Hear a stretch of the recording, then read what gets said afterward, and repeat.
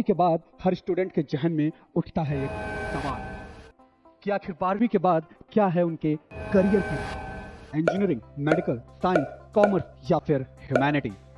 12वीं के बाद ये सारे कोर्सेज हमारे सामने ताथैया करने लगते हैं। अगर मैं आपसे ये कहूं कि ग्रेजुएशन के साथ साथ आप सिविल सर्विसेज यानी कि आईएएस को कर सकते हैं क्रैक, तो शायद आपको ये मजाक लगे, लेकिन ऐसा बिल्कुल भी नहीं है। आप अपने आईएएस बनने की सपने को कर सकते हैं साकार आकार के जूनियर आईएएस बैच के साथ। तो आकार के जूनियर आईएएस बैच का हिस्सा बनने के लिए आप अपकमिंग 23 अप्रैल को होने वाले एंट्रेंस एग्जाम में पार्टिसिपेट कर सकते हैं तथा आप सिविल सर्विसेज की तैयारी को शुरू कर सकते हैं। तो फिर देर किस बात की, आकार जूनियर आईएएस बैच के एंट्रेंस एग्जाम में पार्टिसिपेट करने के लिए अपने आप को रजिस्टर कीजिए, या इससे जुड़ी और ज्यादा जानकारी के लिए आप हमें कांटेक्ट कीजिए, या फिर आप हमारी ब्रांच पर आकर के विजिट भी कर सकते हैं। तो मेनली इसमें हम लोग 3 चीजें पढ़ते हैं। एक साइंस में क्या क्या पढ़ते हैं, बायोलॉजी पढ़ेंगे, फिजिक्स और chemistry. Bio, physics and chemistry. इसमें आप लोगों ने देखा होगा बायो में क्या करेंगे। बायो में 2 चीजें आपने देखी होंगी। बायो में कुछ जूलॉजी से क्वेश्चन होंगे, कुछ बॉटनी से होंगे।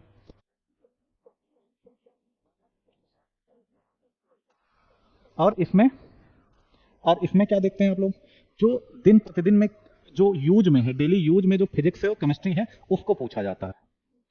जैसे हम कहते हैं थर्मोडायनेमिक्स का प्रिंसिपल है, उष्मागतिकी का जो नियम है, वो हमारे दैनिक जीवन में कहां कहां दिखाई देता है।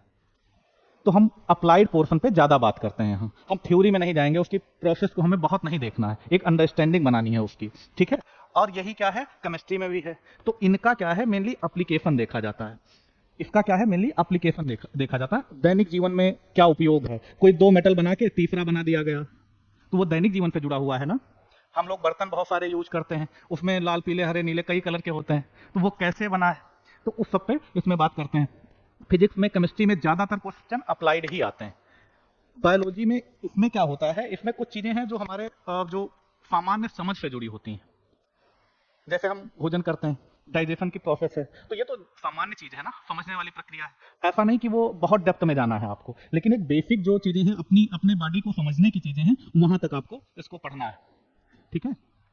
यहाँ यही सब चीजें हम पढ़ेंगे। तो हम देखते हैं कि जीवन की शुरुआत कहाँ से होती है। तो माना जाता है कि जीवन की शुरुआत होती है कोशिका से, ठीक है। एक कोशिका ही जीवन की शुरुआत करती है, सेल, समझ रहे हैं ना। इसीलिए कहा जाता है कोशिका क्या है, शरीर की संरचनात्मक और क्रियात्मक इकाई है। Structural and functional unit of life है। जीवन की क्रियात्मक मतलब वो फंक्शनल भी है और स्ट्रक्चर का पार्ट भी है। हमारी बॉडी जो है कोशिकाओं से मिलकर बनी है ना, और उन कोशिकाओं में फंक्शनल कैसे है। हम लोग जब पैदा हुए थे तो क्या इतने छोटे थे, इतने बड़े थे, जितने बहुत छोटे हुए थे। वो कोशिकाओं में विभाजन हुआ और क्या हुआ, जो वर्तमान स्वरूप है वो कोशिकाओं के विभाजन के परिणाम स्वरूप आया है ना। इस तरह से क्या हुआ, हमारी बॉडी का विकास हुआ है। उस विकास में कोशिका का बहुत बड़ा रोल होता है। तो उसी सेल्स पे थोड़ा सा बात करेंगे बेसिक अंडरस्टैंडिंग के लिए, ठीक है। कोशिका, अब जो बस में किताबें मिलती हैं कि कोशिका की खोज किसने की थी, न्यूक्लियस की खोज किसने की थी, छोटी छोटी बातें लिखी होती हैं, तो उस पर चर्चा नहीं करेंगे हम लोग, क्योंकि बहुत ज़्यादा इन्फॉर्मेशन हो जाएगी। जो काम लायक इन्फॉर्मेशन है हम उस पर बात करेंगे, ठीक है। कौन सी कोशिका सबसे बड़ी कोशिका होती है, तो लिखा होगा शुतुरमुर्ग कांडा। कौन सी कोशिका सबसे बड़ी कोशिका होती है, लंबी होती है, न्यूरॉन्स। ऐसे ये सारी चीज़ें हम लोग बात नहीं करेंगे, बेसिक एक लेवल होगा। तो कोशिका पे बात करेंगे। तो हमने देखा है जो इस पूरे विश्व में कोशिकाएं एग्जिस्ट करती हैं, उनका नेचर 2 तरह का है। वो या तो प्रोकैरियोट हैं या यूकैरियोट हैं। प्रोकैरियोट हैं, आप लोग नोट करते रहिएगा आप, ठीक है। प्रोकैरियोट हैं या यूकैरियोट हैं। प्रोकैरियोट हैं या यूकैरियोट हैं, हिंदी में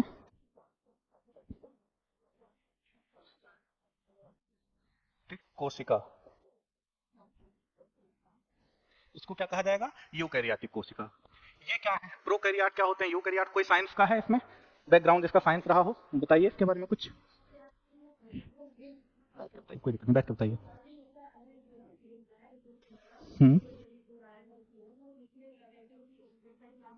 ठीक है, गुड, ठीक है। प्रोकैरियोट में देखिए, पहले तो इसका एग्जाम, ये इसमें कौन सी कोशिकाएं आती हैं।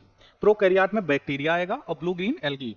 तो इसमें कौन सी आएगी, bacteria and blue green algae, लिखते चलिएगा।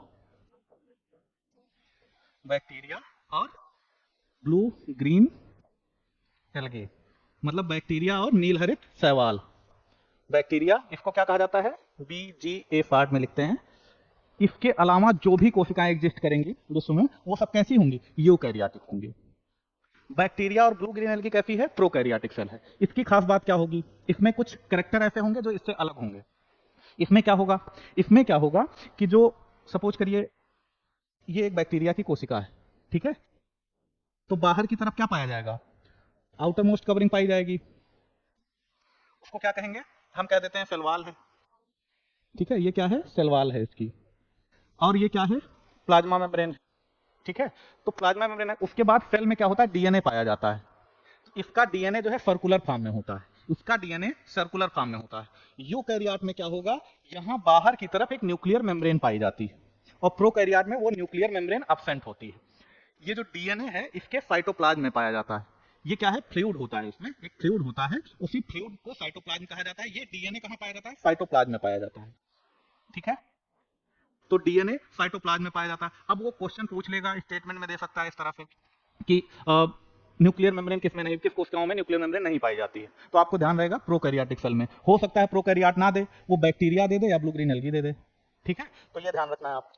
इसमें क्या है, न्यूक्लियर मेम्ब्रेन नहीं पाई जा रही। यूकैरियोटिक में क्या होगा, और इसमें क्या होगा, इस पे बात करें तो कर लेते हैं। इसमें क्या होता है, एक जो अंदर इसकी जो मेम्ब्रेन है अंदर की तरफ धस कर एक संरचना बनाती है जिसको कहा जाता है मीजोसोम। हमारी बॉडी में क्या है, जो कौन सा ऑर्गन होता है जो क्या करता है, भोजन बनाता है, सॉरी ऊर्जा बनाता है, माइटोकॉन्ड्रिया होता है। इसमें माइटोकॉन्ड्रिया नहीं पाई जाती है, लेकिन इसकी जो इनर मेम्ब्रेन होती है वो रिस्पायरेटरी नेचर की होती है, ठीक है। वो क्या करती है, वो ऊर्जा बनाने में मदद करती है, इसको कहा जाता है मीजोसोम, ठीक है। और आप देखेंगे इसके पास एक प्लाज्मिड पाया जाएगा, एक क्या पाया जाएगा, प्लाज्मिड।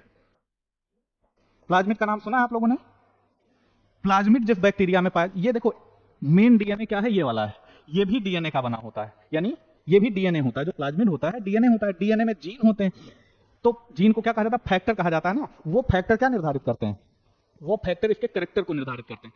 तो मेन डीएनए ये है, ये क्या करेगा, बैक्टीरिया कैसा होगा ये निर्धारित करेगा। ये एक्स्ट्रा क्रोमोसोमल मटेरियल है। क्रोमोसोम किसके बने होते हैं, डीएनए के बने होते हैं। अभी बात करते हैं उस पर, आगे आएंगे तो डिटेल में बात करेंगे, अभी बेसिक समझिए। ये क्या है, ये मेन डीएनए है, ये प्लाज्मिड क्या है, एक्स्ट्रा क्रोमोसोमल मटेरियल है। एक्स्ट्रा क्रोमोसोमल मटेरियल होगा तो इसके पास क्या होगा, कुछ कैरेक्टर को ये डिटरमाइन करेगा बैक्टीरिया के। इसमें क्या होता है, जो प्लाज्मिड है इसमें आप लोग देखेंगे कुछ फैक्टर पाए जाते हैं, जैसे ये है ऐसे, मतलब जीन पाए जाते हैं जो कुछ कैरेक्टर को डिटरमाइन करते हैं। जैसे एक होता है nif factor, NIF, nif factor, इसको कहा जाता है नाइट्रोजन फिक्सिंग फैक्टर। क्या कहा जाता है, नाइट्रोजन फिक्सिंग फैक्टर। जिस बैक्टीरिया के एक्स्ट्रा क्रोमोसोमल मटेरियल यानी प्लाज्मिड में ये जीन पाया जाएगा, यानी निफ फैक्टर पाया जाएगा, वो क्या करेगा, एटमॉस्फेरिक नाइट्रोजन को नाइट्रेट में क्या करेगा, कन्वर्ट करेगा, और हमारे प्लांट क्या करेंगे, आसानी से एब्जॉर्ब कर लेंगे। क्लियर हो रहा है कुछ।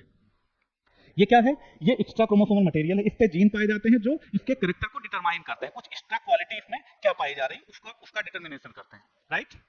तो ये जीन क्या कर रहा है, नाइट्रोजन फिक्सेशन कर रहा है। ऐसे क्या होता है, एक आर जीन पाया जाता है, आर फैक्टर। फैक्टर का मतलब क्या होता है, जीन। आप लोगों ने मेंडल का नाम सुना होगा, फादर ऑफ जेनेटिक्स।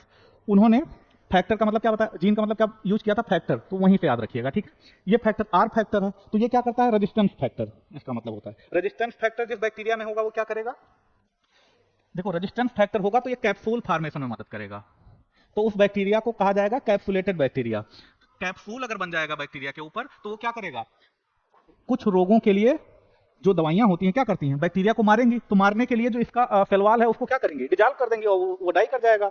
तो उसको कवर करने के लिए जिस बैक्टीरिया में कैप्सूल पाया जाता है उसको कुछ दवाएं आसानी से नहीं किल कर पाती हैं, तो वो पैथोजेनिक बैक्टीरिया हो जाता है, डिजीज कास्टिव बैक्टीरिया हो जाता है, रोगजनक बैक्टीरिया हो जाता है, ठीक है।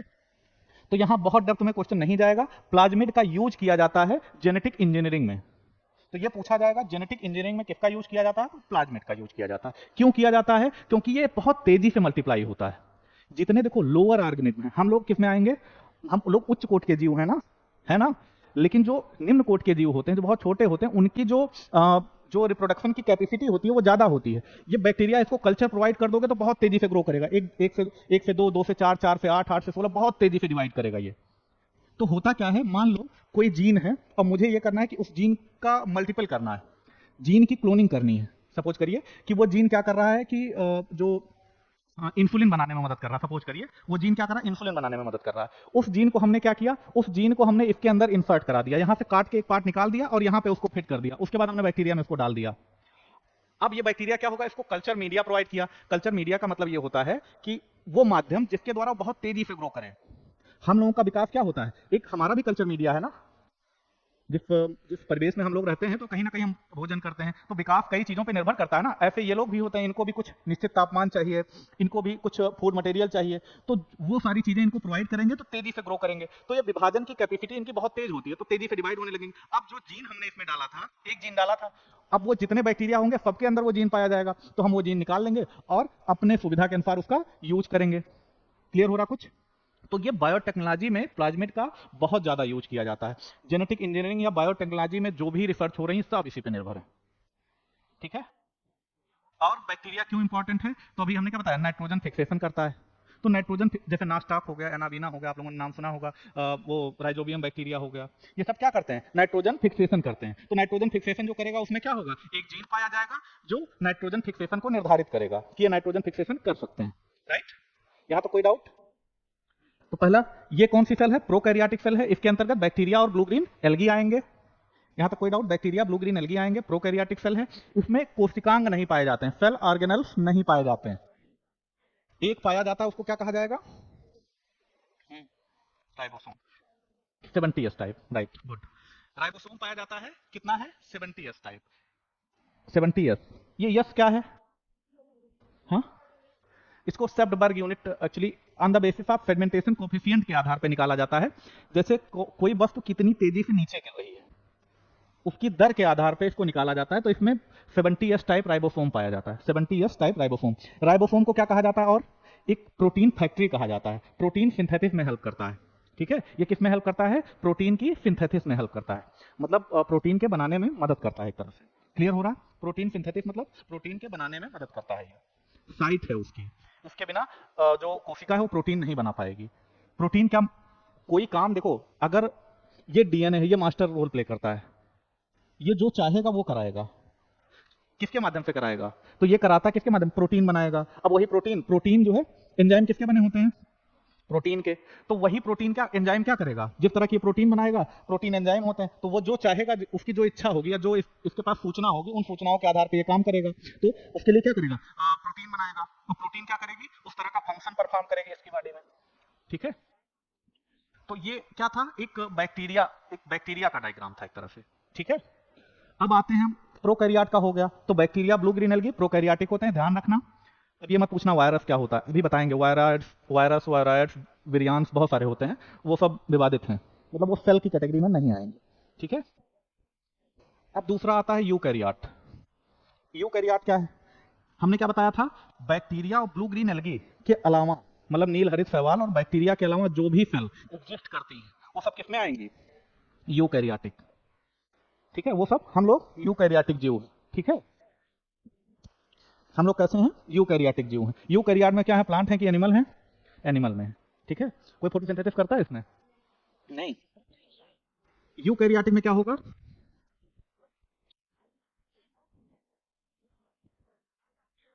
यूकैरियोटिक में दो तरह की चीजें होंगी, क्या, एक प्लांट हो जाएगा, प्लांट सेल हो जाएगी, और एक एनिमल सेल।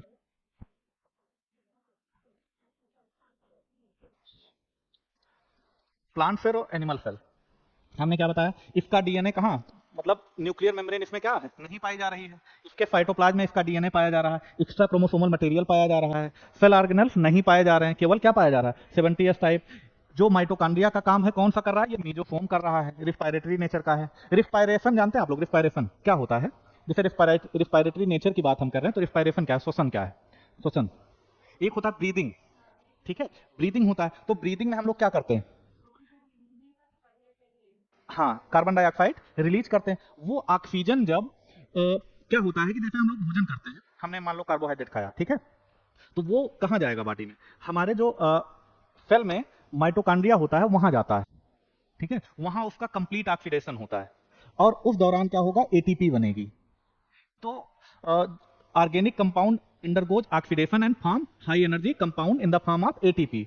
जब क्या हो, ऑर्गेनिक कंपाउंड, जब कोई ऑर्गेनिक कंपाउंड क्या हो, ऑक्सीडेशन की प्रक्रिया में जाए, तो उससे क्या होगा, ऊर्जा बनेगी। और वो ऊर्जा क्या करेगा, हम लोग खाना खाते हैं तो ऊर्जा हमको कहां से मिलती है, रेस्पिरेशन की प्रक्रिया से, ठीक है। वो कहां होगा, हम लोगों के माइटोकॉन्ड्रिया में होगा। तो माइटोकॉन्ड्रिया में ऊर्जा बनेगी एटीपी के फॉर्म में। तो हम लोग क्या कहते हैं कि वो क्या है, ऊर्जा गृह है शरीर का, power house of the cell, ठीक है।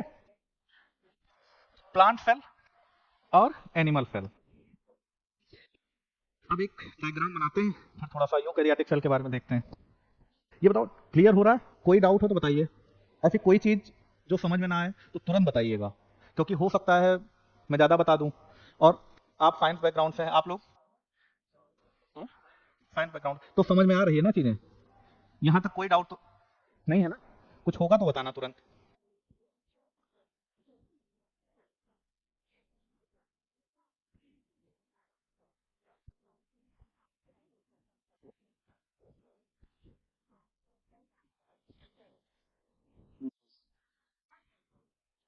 चलो एक सेल का स्ट्रक्चर बनाते हैं, प्लांट सेल का, फिर डिटेल में उस पर बात करते हैं हम लोग।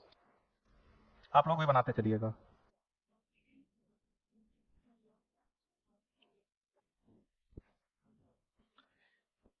अभी क्वेश्चन भी बताएंगे जो जो पूछे गए हैं, ठीक है। क्वेश्चन के साथ चलेंगे हम लोग, 10 क्वेश्चन। अगर आज टाइप हो जाएगा अभी तो अभी बता देंगे, नहीं टाइप हो पाएगा तो कल से क्लास चलेगी, जो चीजें पढ़ाएंगे उसके क्वेश्चन बताते चलेंगे, ये क्वेश्चन पूछा गया था, इसका आंसर क्या होगा, या जो डाउट वाले क्वेश्चन होंगे उसको भी सॉल्व कराएंगे, ठीक है।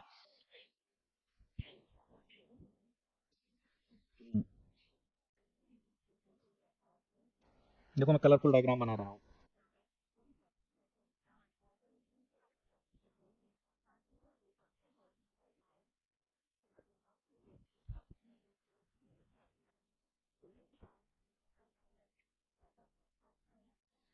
सब लोग बना लो, क्योंकि बेसिक जानना बहुत जरूरी है। अब इतना कलरफुल नहीं बना पाओगे, लेकिन बनाओ।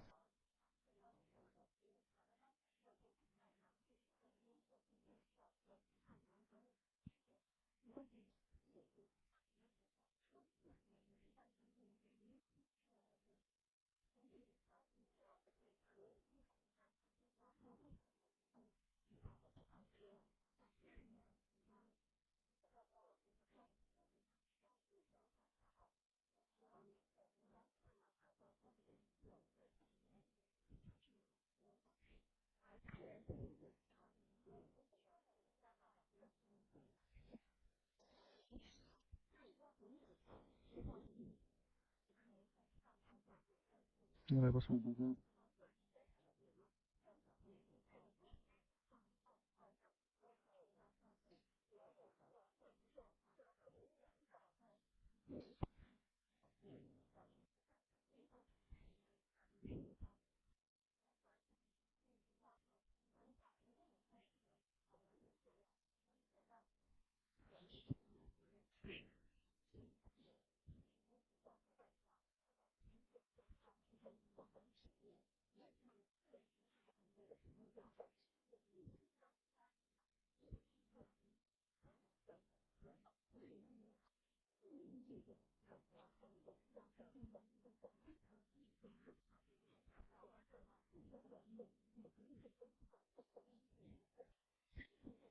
Hindi, cell cell wall, cell membrane को क्या कहा जाता है, कोशिका झिल्ली, ठीक है। प्लास्टिड या क्लोरोप्लास्ट को इसको कहा जाता है लवक। और ये क्या है, हरित लवक। ये क्या है, हरित लवक। ये इसका क्या है, न्यूक्लियस है, यानी नाभिक है, यानी नाभिक।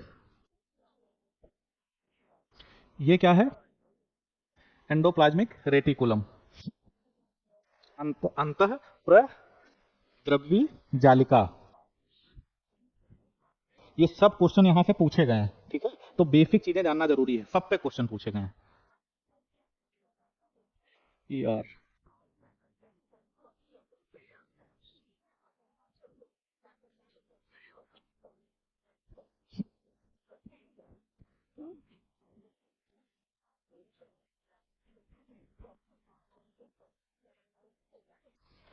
इसको गाल्जी काय कहा जाता है, गाल्जी बॉडी या गाल्जी काय कहा जाता है।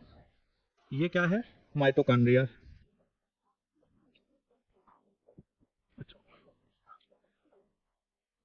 माइटोकॉन्ड्रिया।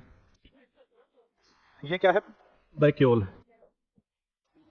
वैक्यूल्स एक्चुअली ज्यादा एरिया कवर करता है, लेकिन अगर मैं बनाता तो ठीक बन ना पाता। और ये क्या है? राइबोसोम। इसमें कितना होगा राइबोसोम?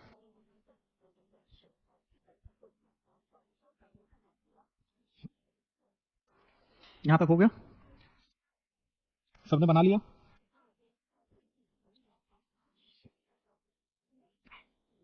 बताऊं मैं? अभी हमने क्या बताया? Cell is the structural and functional unit of life. ठीक है, जीवन की संरचनात्मक और क्रियात्मक इकाई को कोशिका कहा जाता है। तो संरचनात्मक क्या होता है? बॉडी का क्या कर रहा है? ये संरचना का निर्माण कर रहा है। हम लोग सेल से क्या बनता है? कोशिकाओं से क्या बनेगा? टिश्यू बनेगा। टिश्यू से क्या बनेगा? टिश्यू सिस्टम बनेगा। उससे क्या बनेगा? अंग बनेगा, पार्ट ऑफ बॉडी। और पार्ट ऑफ बॉडी मिलकर क्या बनाएंगे? पूरी बॉडी बनाएंगी। तो ये प्रक्रिया है ना। तो ये क्या कर रहा है? संरचना का निर्माण कर रहा, और क्या कर रहा? काम भी कर रहा है पूरी बॉडी के लिए। हर कोशिका क्या कर रही है? शरीर में काम कर रही है ना अपना। तो फंक्शनल और स्ट्रक्चरल यूनिट इसीलिए कहा जाता है इसको। अब इसमें देखेंगे आप लोग तो प्लांट का शेप कैसा? हेक्सागोनल शेप दिख रहा है ना, बेंजीन लाइक संरचना दिख रही है। बाहर की तरफ क्या है? बाहर की तरफ एक लेयर पाई जाती है जो थिक होती है, मोटी होती है, जिसको क्या कहा जाता है? सेल वॉल या कोशिका भित्ति कहा जाता है। सेल वॉल किसका बना होता है? सेलुलोज का बना होता है। ये पूछा गया है, सेल वॉल किसका बना है? तो सेलुलोज का बना है। सेलुलोज का बना है। सेलुलोज जो है विश्व में पाए जाने वाले, सेलुलोज क्या है? कार्बोहाइड्रेट। सेलुलोज क्या है? एक प्रकार का कार्बोहाइड्रेट है। विश्व में जितने भी कार्बोहाइड्रेट पाए जाते हैं उसमें सबसे ज्यादा मात्रा किसकी पाई जाती है? सेलुलोज की। ठीक है, हम लोग काटन काटन यूज करते हैं। काटन काटन में 80% सेलुलोज होता है। पेपर हम लोग पढ़ते हैं, उसमें 20 से 25% लगभग सेलुलोज होता है। हम लोग सेलुलोज को डाइजेस्ट कर पाते हैं कि नहीं? हम लोग नहीं कर पाते हैं। कौन करता है? जानवर जो होते हैं, रूमिनेंट्स जो होते हैं, जैसे गाय है, भैंस है, ठीक है, जो भी घास खाते हैं, वो क्या करते हैं? डाइजेस्ट कर लेते हैं सेलुलोज को। वो क्या करते हैं? सेलुलोज को डाइजेस्ट कर लेते हैं। उनमें एक एंजाइम पाया जाता है सेलुलेज। सेलुलेज एंजाइम क्या करता है? सेलुलोज को डाइजेस्ट कर देता है। तो ऐसे जीव जो क्या करते हैं? सेलुलोज का पाचन करते हैं, उसमें क्या पाया जाता है? सेलुलेज एंजाइम पाया जाता है। सेलुलोज को सेलुलेज डाइजेस्ट करेगा। ठीक है, उसके बाद, और ये क्या करता है? ये आकार प्रोवाइड करता है। सेल को क्या करता है? ये आकार प्रोवाइड करता है। जो सेल वॉल होता है वो कोशिका को क्या करता है? आकार प्रदान करता है। इसके बाद अंदर की तरफ हमने क्या बताया था? क्या पाया जाएगा? सेल मेम्ब्रेन, कोशिका झिल्ली, या इसी को बायोलॉजिकल मेम्ब्रेन कहते हैं, इसी को प्लाज्मा लेमा कहा जाता है। ठीक है, तो बहुत नामों से जानते हैं, उसको नहीं पूछेगा। इसका केमिकल कंपोजिशन पूछ सकता है। इसका केमिकल कंपोजिशन पूछ सकता है। किससे बना होता है सेल मेम्ब्रेन? प्रोटीन, हाँ गुड, प्रोटीन और लिपिड। ये पूछा नहीं गया है लेकिन पूछा जा सकता है। ये किसका बना है? प्रोटीन और लिपिड। और लिपिड किस फॉर्म में होता है? फास्फोलिपिड के फॉर्म में। ठीक है, लिपिड का एक प्रकार है, लिपिड क्या है? फैट है। लिपिड का एक प्रकार है फास्फोलिपिड। ठीक है, तो क्या हो जाएगा? लिपिड, और ये क्या हो जाएगा? किस फॉर्म में होता है? फास्फोलिपिड। फास्फोलिपिड किस फॉर्म में होगा? फास्फोलिपिड के फॉर्म में। ठीक है, यहां तक कोई डाउट? ये सेमी परमेबल नेचर की होती है, या हम कह सकते हैं selective permeable membrane. Selective permeable membrane होने का क्या मतलब है? हाँ, ये इसमें एक्चुअली कई चैनल्स पाए जाते हैं। उन चैनल के माध्यम से क्या होता है? क्या अंदर जाएगा और क्या नहीं जाएगा, ये निर्धारित होता है। तो इसीलिए किस तरह की होती है? सेलेक्टिव परमेबल मेम्ब्रेन होती है। ठीक है, अगर ये मेम्ब्रेन ना हो तो कोई अस्तित्व तो नहीं बचेगा, डिस्टर्ब हो जाएगा सारा मेटाबॉलिज्म ना इनका। तो ये कैसी होगी? सेलेक्टिव परमेबल मेम्ब्रेन होती है। उसके बाद कौन से ऑर्गन पाए जाते हैं? उसके बाद माइटोकॉन्ड्रिया पाया जाएगा। माइटोकॉन्ड्रिया का काम क्या होगा? ये क्या करेगा? ऊर्जा का निर्माण करेगा। जो भी हम कार्बोहाइड्रेट या जो भी कुछ खाते हैं वो कहाँ जाएगा? वो माइटोकॉन्ड्रिया में एक्चुअली देखो, हम लोग, ग्लूकोज सबसे छोटी यूनिट है कार्बोहाइड्रेट की, सबको पता है ना। तो ग्लूकोज क्या होता है? ग्लूकोज का ऑक्सीडेशन होता है। ग्लूकोज का ऑक्सीडेशन होता है तो यहां एक माइटोकॉन्ड्रिया में होती है क्रेब्स साइकिल। क्या होती है? Krebs cycle. एक बार पूछा गया यूपीएससी में, लेकिन पूछा गया वो क्रेब्स साइकिल के बारे में। तो कई बार अब चूंकि पुराना यूपीएससी में पूछा गया तो हो सकता है लेवल कभी पूछ लें, तो ध्यान रखिएगा माइटोकॉन्ड्रिया में क्रेब्स साइकिल होती है। उसमें क्या होता है, उस क्रेब्स साइकिल के अंदर क्या होगा, ऑक्सीडेशन होगा ग्लूकोज मॉलिक्यूल का। ग्लूकोज मॉलिक्यूल का डायरेक्ट नहीं होता है, देखो ग्लूकोज मान लो ये कोशिका है, यहाँ ग्लूकोज मॉलिक्यूल यहाँ तक जाएगा तो सीधा नहीं चला जाएगा, यहाँ टूटेगा पहले और छोटी यूनिट्स में टूटेगा, ठीक है। 1 मोल ग्लूकोज कन्वर्ट होगा 2 मोल पायरुविक एसिड, फिर ऑक्सैलोएसिटिक एसिड, फिर फाइनली सिट्रिक एसिड बनेगा, ठीक है। Citric acid is the starting compound of Krebs cycle. तो आपको ये सब नहीं जानना, आपको ये जानना है क्रेब्स साइकिल कहाँ होती है, तो माइटोकॉन्ड्रिया में होती है और उसी क्रेब्स साइकिल से ऊर्जा बनती है, ठीक है। क्रेब्स साइकिल, इसी में क्या होगा, एनर्जी बनेगी, एनर्जी बनेगी। अब ग्लूकोज क्या है,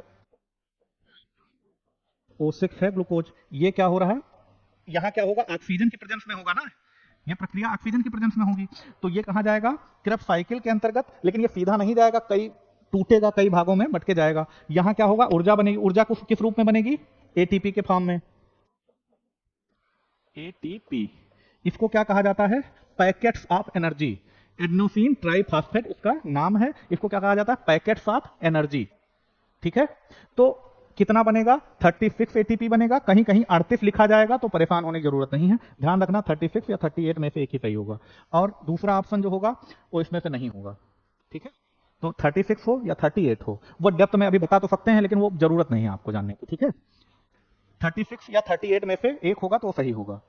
इसका फुल फॉर्म क्या है, एडेनोसिन ट्राइफॉस्फेट, एडेनोसिन ट्राइफॉस्फेट नाम है। यहां तक क्लियर, कोई डाउट। तो हम लोग जो भोजन करते हैं वो कहां जाएगा, अल्टीमेट रूप से माइटोकॉन्ड्रिया। ये क्या करेगा, ऊर्जा बनाएगा और हमारी बॉडी को प्रोवाइड करेगा, जिससे हम अपनी दिनचर्या को सुचारू रूप से क्या करेंगे, चला सकते हैं। आप लोग 2-3-4 दिन खाना ना खाइए और फिर 8 घंटे पढ़िए, चक्कर आ जाएगा, ठीक है। पढ़ने में ज्यादा ऊर्जा लगती है ना। उसके बाद क्या है, प्लास्टिड। प्लास्टिड के बारे में अभी बाद में बात करेंगे, इसमें कुछ नोट कराना है। सेल वॉल हो गया, सेल मेम्ब्रेन, और माइटोकॉन्ड्रिया हो गया। गाल्जी बॉडी क्या होता है, एंडोप्लाज्मिक रेटिकुलम और गाल्जी बॉडी। एंडोप्लाज्मिक रेटिकुलम क्या है, ये देखेंगे tubular structure, double membranous tubular structure होता है, जो न्यूक्लियस से क्या होता है, लगा होता है, जो न्यूक्लियस से क्या होता है, लगा होता है। इसमें 2 तरह का होता है, एक होता है rough endoplasmic reticulum, rough endoplasmic reticulum होता है, एक होता है स्मूथ एंडोप्लाज्मिक रेटिकुलम, ठीक है। Rough endoplasmic reticulum, smooth endoplasmic reticulum. Rough का क्या मतलब होगा, हाँ रफ को क्या कहेंगे हिंदी में, मतलब खुरदुरा, ठीक है। हाँ खुरदुरा होता है ना, क्यों खुरदुरा हो जाता है ये, इस पे क्या होता है, जो राइबोसोम होते हैं इस पे लगे होते हैं, ठीक है। राइबोसोम लगे होंगे तो इसको क्या कहा जाएगा, रफ एंडोप्लाज्मिक रेटिकुलम। इस पे क्या होगा, क्या लगा होगा, राइबोसोम, इस पे राइबोसोम लगा होगा। अब अगर राइबोसोम लगा होगा तो क्या करेगा, ये प्रोटीन सिंथेसिस करेगा। अभी हमने पीछे बताया था राइबोसोम क्या है, साइट ऑफ प्रोटीन सिंथेसिस है, या प्रोटीन फैक्ट्री कहा जाता है राइबोसोम को। तो इस पे जो लगा होगा वो क्या करेगा, प्रोटीन सिंथेसिस करेगा। अभी थोड़ा सा प्रोटीन सिंथेसिस के बारे में बताएंगे, तो बॉडी में कैसे कोई प्रक्रिया फंक्शन होती है उसके बारे में आपको जानकारी मिलेगी, ठीक है। तो रफ एंडोप्लाज्मिक रेटिकुलम और smooth endoplasmic reticulum. Rough endoplasmic reticulum क्या करेगा, रफ एंडोप्लाज्मिक रेटिकुलम क्या करेगा, प्रोटीन सिंथेसिस में मदद करेगा, मतलब प्रोटीन का संश्लेषण होगा, ठीक है। क्यों, क्योंकि उस पर क्या लगा होगा, राइबोसोम लगे होंगे। उसके बाद क्या होता है, गाल्जी बॉडी। इसको एक थे कैमिलो गाल्जी, उन्होंने खोजा था, उन्हीं के नाम पे जो है, आपको नींद आ रही है, ठीक है, उन्हीं को कैमिलो गाल्जी ने खोजा था, उन्हीं के नाम पर इसको गाल्जी बॉडी नाम दे दिया गया। इसी से क्या बनता है, ये बनता है, मतलब एंडोप्लाज्मिक रेटिकुलम से ही इसका निर्माण होता है। ये जब सेल डिवीजन हो रहा होता है, कोशिका जब विभाजित हो रही होती है, उस दौरान क्या करता है ये, कोशिका विभाजन के दौरान ये क्या करेगा कि जैसे मान लीजिए ये कोशिका है, इसको विभाजित होना है, तो कुछ तो होगा ऐसे पिट का, मतलब छोटे छोटे ट्यूब जो है इससे जुड़ेंगे और ये कोशिकाएं क्या हो जाएंगी, अलग हो जाएंगी। तो कोशिका विभाजन में हेल्प करता है, ठीक है। इसके बाद कुछ माइक्रोबॉडीज पाई जाती हैं जो इससे भी छोटी होती हैं। ये कैसे हैं, सैक लाइक स्ट्रक्चर है, ये भी क्या है, सैक लाइक ट्यूबुलर स्ट्रक्चर है, लेकिन सिंगल मेम्ब्रेनस होते हैं। और ये क्या है, डबल मेम्ब्रेनस होता है, ठीक है। ये क्या है, डबल मेम्ब्रेनस होता है। उसके बाद हमने क्या बताया था, राइबोसोम। तो राइबोसोम के बारे में अभी हमने बताया, क्या होते हैं ये, ये साइट होते हैं प्रोटीन सिंथेसिस की, प्रोटीन सिंथेसिस की साइट होते हैं या फैक्ट्री होते हैं प्रोटीन सिंथेसिस की। इसमें क्या होगा, एटीएस टाइप राइबोसोम होगा, एटीएस टाइप राइबोसोम होगा। तो पूछा जाए एटीएस टाइप राइबोसोम, ज्यादा पूछेगा नहीं वैसे, ठीक है, लेकिन पूछ लिया जाए तो कभी कभी क्या होता है, कुछ चीजें टफ पूछ ली जाती हैं। इवन एक बार ऐसे ही कोई क्वेश्चन पूछा गया था, वो पीएमटी के कुछ लोग थे, टीचर थे, हम लोगों ने उनके पास भेजा, वो भी नहीं बता पाए, तेरे सर्च करना पड़ेगा। तो एक दो क्वेश्चन इस तरह का होता है, वो मेरिट नहीं डिसाइड करेगा, वो सिलेक्शन को भी नहीं निर्धारित करता है, ठीक है। देखिए, चयन को निर्धारित हमेशा सरल क्वेश्चन करते हैं। जो क्वेश्चन सबने पढ़ रखा है वो अगर आप गलत कर रहे हो तो आप बाहर हो रहे हो। हमें सरल गलत नहीं करने हैं, जो रिपीटेड हैं, जो आए हुए क्वेश्चन हैं वो गलत नहीं करने हैं, हमें वो क्वेश्चन जरूर सही करना है। भाई जो नए क्वेश्चन होंगे वो सबके लिए नए होंगे ना, लेकिन जो क्वेश्चन पूछे गए हैं वो गलत कर दोगे तो आप बाहर हो जाओगे, तो आप क्या हो जाओगे, बाहर हो जाओगे। तो इसका भी ध्यान रखना है। ये कैसे होगा कि सरल क्वेश्चन, तो बार बार आप क्या करिए, प्रीवियस ईयर के क्वेश्चन रेगुलर देखते रहिए, उसका एक्सप्लेनेशन देखते रहिए। तो एक्सप्लेनेशन देखने से क्या होगा कि उस पर अगर आधारित नए प्रश्न बन रहे हैं तब भी आप कर ले जाओ।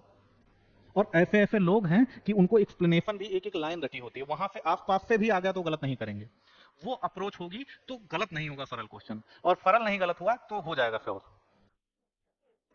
कठिन सबके लिए कठिन है ना, वो एक प्लेटफॉर्म प्रोवाइड कर देगा, कठिन क्वेश्चन जो होगा। सिंपल क्वेश्चन अगर पूछ रहा है वो गलत हो गया तो आप बाहर हो गए तुरंत। एक दो क्वेश्चन सरल गलत हो गया तब तो बच जाएंगे, लेकिन अगर वो 5 6 7 8 हो गए तब सीधा आप बाहर। तो हमें क्या करना है, सरल नहीं गलत करना है। इसके लिए क्या करना है, प्रीवियस ईयर लगाइए, रिवाइज करते रहिए, तेजी से रिवीजन करिए, पढ़िए छोड़ दीजिए, फिर दूसरा उठाइए उसको पढ़िए छोड़ दीजिए, फिर कल रिवाइज कर लीजिए। तो बार बार जब बफर रिहर्सल होता है तब कोई चीज क्या होती है, याद हो जाती है। जैसे हमारे ब्रेन की एक प्रक्रिया है, हमारे ब्रेन में होता है मेमोरी रजिस्टर। जैसे हम लोग कोई चीज पढ़ते हैं, कोई चीज सामने से चली गई तो दिमाग में कुछ देर तक वो रहेगा ना, कुछ देर तक वो सूचना हमारे दिमाग में रहेगी, और जब वो फिर दोबारा आई, तिबारा ऐसे हुआ तो वो शॉर्ट टर्म मेमोरी में चली जाती है। शॉर्ट टर्म मेमोरी में जब कोई चीज चली जाती है तो कुछ समय तक रुकती है, वहां क्या होगा, कुछ समय तक हमारे दिमाग में वो चीज रहेगी। और जब बफर रिहर्सल होता है, आप कई बार चीजों को पढ़ लेते हैं, कई बार देखते हैं, दिन भर पढ़ते हैं, और ये प्रक्रिया लंबी चलती है, तब वो लॉन्ग टर्म मेमोरी में चली जाती है, और वो जीवन पर्यंत बनी रहती है, वो जीवन पर्यंत बनी रहती है। जब व्यक्ति के जीवन में कोई घटना हो जाती है, जैसे किसी की परिवार में असामयिक मृत्यु हो गई या कोई भी ऐसी घटना हो गई, तो वो क्या है, वो कहीं ना कहीं लॉन्ग टर्म मेमोरी में चली गई ना, हमारे जीवन से जुड़ा हुआ मसला है। तो क्या होगा, वो कभी नहीं भूलेगी। शिक्षा के लेवल पर है, कोई चीज आप बचपन से पढ़ रहे हो तो उसको कभी नहीं भूलोगे आप। चल अगर आप बचपन से पढ़ रहे हो, हर चीज उस पर पढ़ा है आप, तो आप शायद 50 साल के हो जाओ तब भी पूछा जाए तो आपको पता होगा ना, माइटोकॉन्ड्रिया ही है power house of the cell, ये कैसे भूल जाओगे। तो इसके लिए बार बार रिवाइज करिए, तेजी से रिवाइज करिए। और दूसरी बात, जैसे हम लोग क्या करते हैं, दूसरे पे निर्भर होते हैं कि टीचर पढ़ाएगा तब पढ़ेंगे, हमेशा अपने ऊपर निर्भर रहो। कुछ पूछना, देखो सहायता लो, हेल्प लेना कोई बड़ी बात नहीं, आप कोई डाउट है आके पूछिए, लेकिन एकदम अगर आपको आगे बढ़ना है तो आप अपने हिसाब से चलिए, यहां से सहायता लीजिए, हेल्प लीजिए, यहां से पूछते रहिए, आप लोग वहां आके पूछिए, कोई दिक्कत नहीं है। लेकिन आपको करना क्या है, आपको उसी प्रक्रिया में आगे बढ़ना है, रिवीजन मोड में। एक स्ट्रेटजी अपनी भी होनी चाहिए, क्लास स्ट्रेटजी अलग होती है, अपनी स्ट्रेटजी बनाइए कि मुझे इतना खत्म करना है, उसके बाद क्लास का पढ़ना है, तभी हो पाएगा फाइनली, ठीक है। इसके बाद राइबोसोम, राइबोसोम 80s टाइप होता है किसमें, यूकैरियोट में, प्रोकैरियोट में 70s टाइप होता है, ठीक है। उसके बाद क्या आता है, न्यूक्लियस। न्यूक्लियस को ब्रेन ऑफ द सेल कहा जाता है, brain of the cell. Brain क्या करता है, पूरी बॉडी को कंट्रोल करता है, पूरी बॉडी को क्या करता है, ब्रेन कंट्रोल करता है। ऐसे ही जो न्यूक्लियस होता है वो क्या करता है, इस सेल को कंट्रोल करता है। ऐसे ही न्यूक्लियस क्या करता है, सेल को कंट्रोल करता है। जैसे आप लोगों ने देखा होगा कभी मुर्गे को काटते हुए देखा आपने, उसका जब सर कट जाता है तब भी वो दौड़ता है, क्यों, क्योंकि जो हार्ट बीट है वो कंट्रोल कौन कर रहा है, ब्रेन, ब्रेन कंट्रोल कर रहा है। सर कटने के बाद ब्रेन, उसकी जो हार्ट बीट होती है वो कभी घटेगी कभी बढ़ेगी, वो अनकंट्रोल्ड हो जाती है। कंट्रोल क्या, कंट्रोल कौन कर रहा है, ब्रेन। ब्रेन ही नहीं रहा तो कंट्रोल कौन करेगा, तो दौड़ता भागता उसके बाद, ठीक है। ऐसे ही कोशिका में क्या होना है वो सबका निर्धारण कौन करता है, न्यूक्लियस। न्यूक्लियस में क्या पाया जाता है, अंदर की तरफ आप लोगों ने एक न्यूक्लियोलस पाया जाता है, और यहाँ डीएनए पाया जाता है। डीएनए क्रोमैटिन थ्रेड के फॉर्म में, chromatin thread, thread, chromatin thread में क्या होता है, डीएनए होता है, सॉरी डीएनए, और एक प्रोटीन पाई जाती है। ये प्रोटीन ध्यान रखना, डीएनए के साथ कौन सी प्रोटीन पाई जाती है, तो ध्यान रखना हिस्टोन प्रोटीन। ठीक है, कौन सी प्रोटीन? Histone protein. पूछा नहीं गया, पूछा जा सकता है। हिस्टोन प्रोटीन, नोट करते रहिएगा ये सब। Histone protein. अभी हम लोग माइटोकॉन्ड्रिया पे बात करते हैं। एक चीज बताना भूल गया, माइटोकॉन्ड्रिया में अपना डीएनए होता है। माइटोकॉन्ड्रिया क्या है? कोशिकांग है ना, कोशिका का अंग है, ठीक है, सेल ऑर्गेनल्स है। इसके पास अपना क्या होता है? डीएनए होता है। अपना डीएनए होगा तो क्या करेगा? ऑटोनॉमस हो जाएगा। जैसे कहा जाता है ना ऑटोनॉमस बॉडी है, मतलब वो अपना कुछ काम जो है करती है। जैसे हम कहते हैं क्रिश्चियन कॉलेज लखनऊ में ऑटोनॉमस बॉडी है। ऑटोनॉमस कहने का मतलब ये होगा कि वो अपने एग्जाम्स और सारी प्रक्रियाएं स्वतंत्र रूप से परफॉर्म करता है। ऐसे क्या है, इसमें डीएनए पाया जाता है। डीएनए का, अब इसमें डीएनए पाया जा रहा है तो क्या होगा? ये कुछ प्रक्रियाएं अपने अंदर करेगा। तो मतलब डीएनए पाया जा रहा, राइबोसोम भी पाया जाएगा। राइबोसोम कौन सा पाया जाएगा? यहाँ 70S टाइप पाया जाएगा। देखिए सेल में क्या है? 80S टाइप पाया जा रहा है, माइटोकॉन्ड्रिया में 70S टाइप पाया जाएगा। क्लियर हो रहा कुछ? अब देखिए डीएनए पाया जा रहा है और क्या पाया जा रहा है? राइबोसोम। राइबोसोम डीएनए दोनों पाया जा रहा है तो क्या करेगा? ये प्रोटीन सिंथेसिस करेगा। डीएनए कराएगा तभी तो कोई करेगा। तो डीएनए प्रोटीन सिंथेसिस के लिए जब कहेगा इससे, तो ये प्रोटीन सिंथेसिस करेगा। अभी वो प्रक्रिया भी बताएंगे कैसे करता है। और इसके बाद कौन सी बॉडी है? प्लास्टिड है। प्लास्टिड या क्लोरोप्लास्ट, इसको लवक कहा जाता है। क्लोरोप्लास्ट, क्लोरोप्लास्ट क्या होता है? कलर पिगमेंट होता है। कौन सा कलर? Green colour. ये प्लांट के ग्रीन पार्ट में पाया जाता है, ठीक है, लीव्स में मेनली पाया जाएगा, लेकिन कोई जरूरी नहीं कि सिर्फ लीव्स में पाया जाए। हमने क्या शब्द यूज किया? ग्रीन पार्ट ऑफ प्लांट, ठीक है। कभी कभी स्टेम में भी पाया जाता है, लेकिन मेनली कहां पाया जाता है? लीफ में पाया जाता है, ठीक है। तो क्लोरोप्लास्ट क्या है? क्लोरोप्लास्ट क्या करता है? फोटोसिंथेसिस करता है। फोटोसिंथेसिस क्या होती है? हाँ, प्लांट क्या होते हैं? ऑटोट्रॉफ्स होते हैं। ऑटोट्रॉफ्स का मतलब स्वपोषी, जो अपना भोजन क्या करें? स्वयं बनाए। जो अपना भोजन स्वयं बनाए उन्हें क्या कहा जाएगा? ऑटोट्रॉफ। तो प्लांट क्या है? ऑटोट्रॉफ्स होते हैं। प्लांट क्या है? ऑटोट्रॉफ्स होते हैं, जो अपना भोजन स्वयं बनाते हैं। इसमें हेल्प कौन करता है? क्लोरोप्लास्ट करता है। क्लोरोप्लास्ट में कुछ पिगमेंट पाए जाते हैं जिनको क्या कहा जाएगा? क्लोरोफिल। क्लोरोफिल में एक मैग्नीशियम पाया जाता है। ये क्वेश्चन पूछा गया है, कौन सा पदार्थ पाया जाता है? तो मैग्नीशियम पाया जाता है। ये क्वेश्चन पीसीएस में भी पूछा गया, आईएएस में भी पूछा गया है और आरओ में, तीनों एग्जाम में पूछा गया है, ठीक है, दोबारा पूछा जा सकता है। होता क्या है, जैसे कोई क्वेश्चन पूछ लिया गया, मान लीजिए कि कहां पाया जाता है, उसने 4 ऑप्शन दे दिए। अब दोबारा हो सकता है कूट में पूछ ले आपसे। कूट का मतलब समझ रहे हैं ना? दे दे कि factory of the protein synthesis, ribosome लिखा है, mitochondria power house of the cell, दे दे निम्नलिखित में से कौन सा सुमेल नहीं है या सुमेलित नहीं है, ठीक है। तो उसमें क्या दे दे? क्लोरोप्लास्ट दे दे, उसके आगे कुछ और दे दे, मैग्नीशियम ना दे। तो मैग्नीशियम पाया जाता है, ध्यान रखिएगा, ठीक है। इसमें प्लास्टिड में क्या करेगा? ये क्लोरोफिल पाया जाएगा। क्लोरोफिल क्या करेगा? प्रोटीन सिंथेसिस में हेल्प करेगा। तो थोड़ा सा प्रोटीन सिंथेसिस पे बात कर लें। प्रोटीन सिंथेसिस क्या है? Formation of food in the presence of light. Formation of food in the presence of light. Food कैसे बना लेंगे? अब उनको क्या चाहिए? क्या क्या चाहिए? देखिए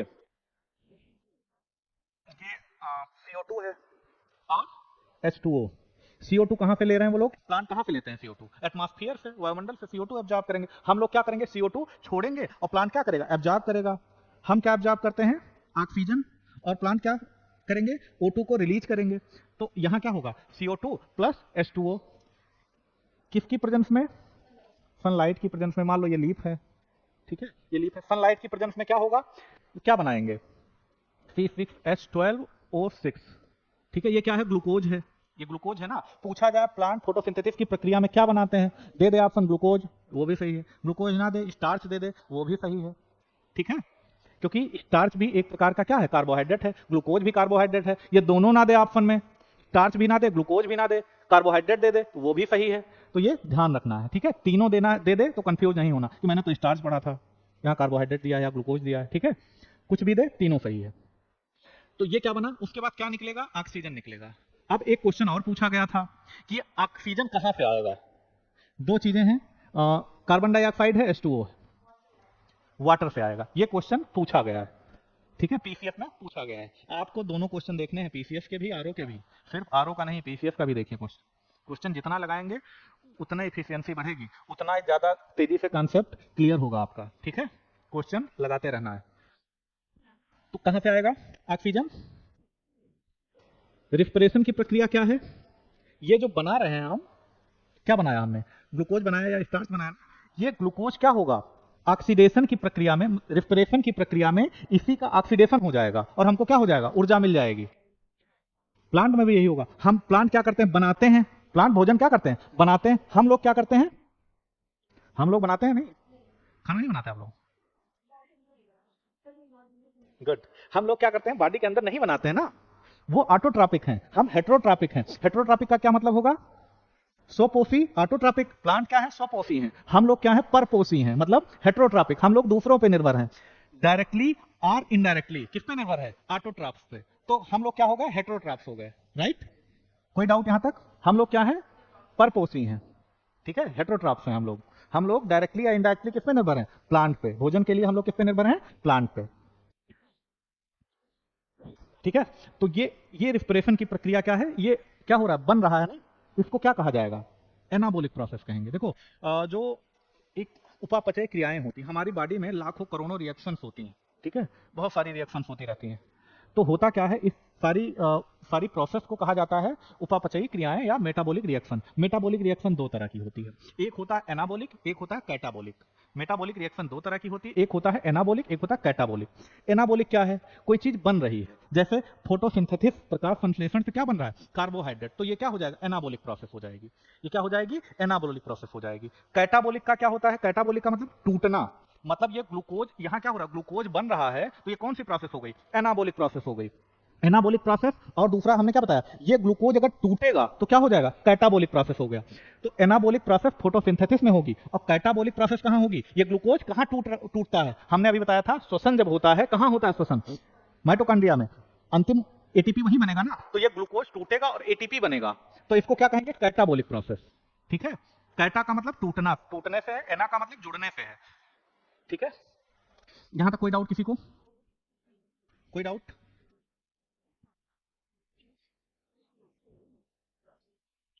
अब थोड़ा सा देखते हैं हम लोग, जो प्लास्टिड हम लोग देख रहे थे, तो प्लास्टिड, क्लोरोप्लास्ट क्या करता है, किसमें हेल्प करता है, क्लोरोप्लास्ट हेल्प करता है फोटोसिंथेसिस में। इसमें प्लास्टिड के अंतर्गत 3 प्लास्टिड आते हैं। एक्चुअली मैं वहां पढ़ा रहा था, तो मैं डस्टर डस्टर बार बार ढूंढ रहा हूँ कि गया कहाँ, वहां चूंकि बोर्ड था।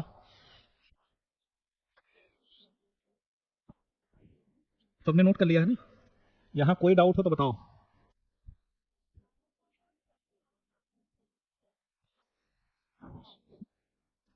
नोट करते चलिएगा।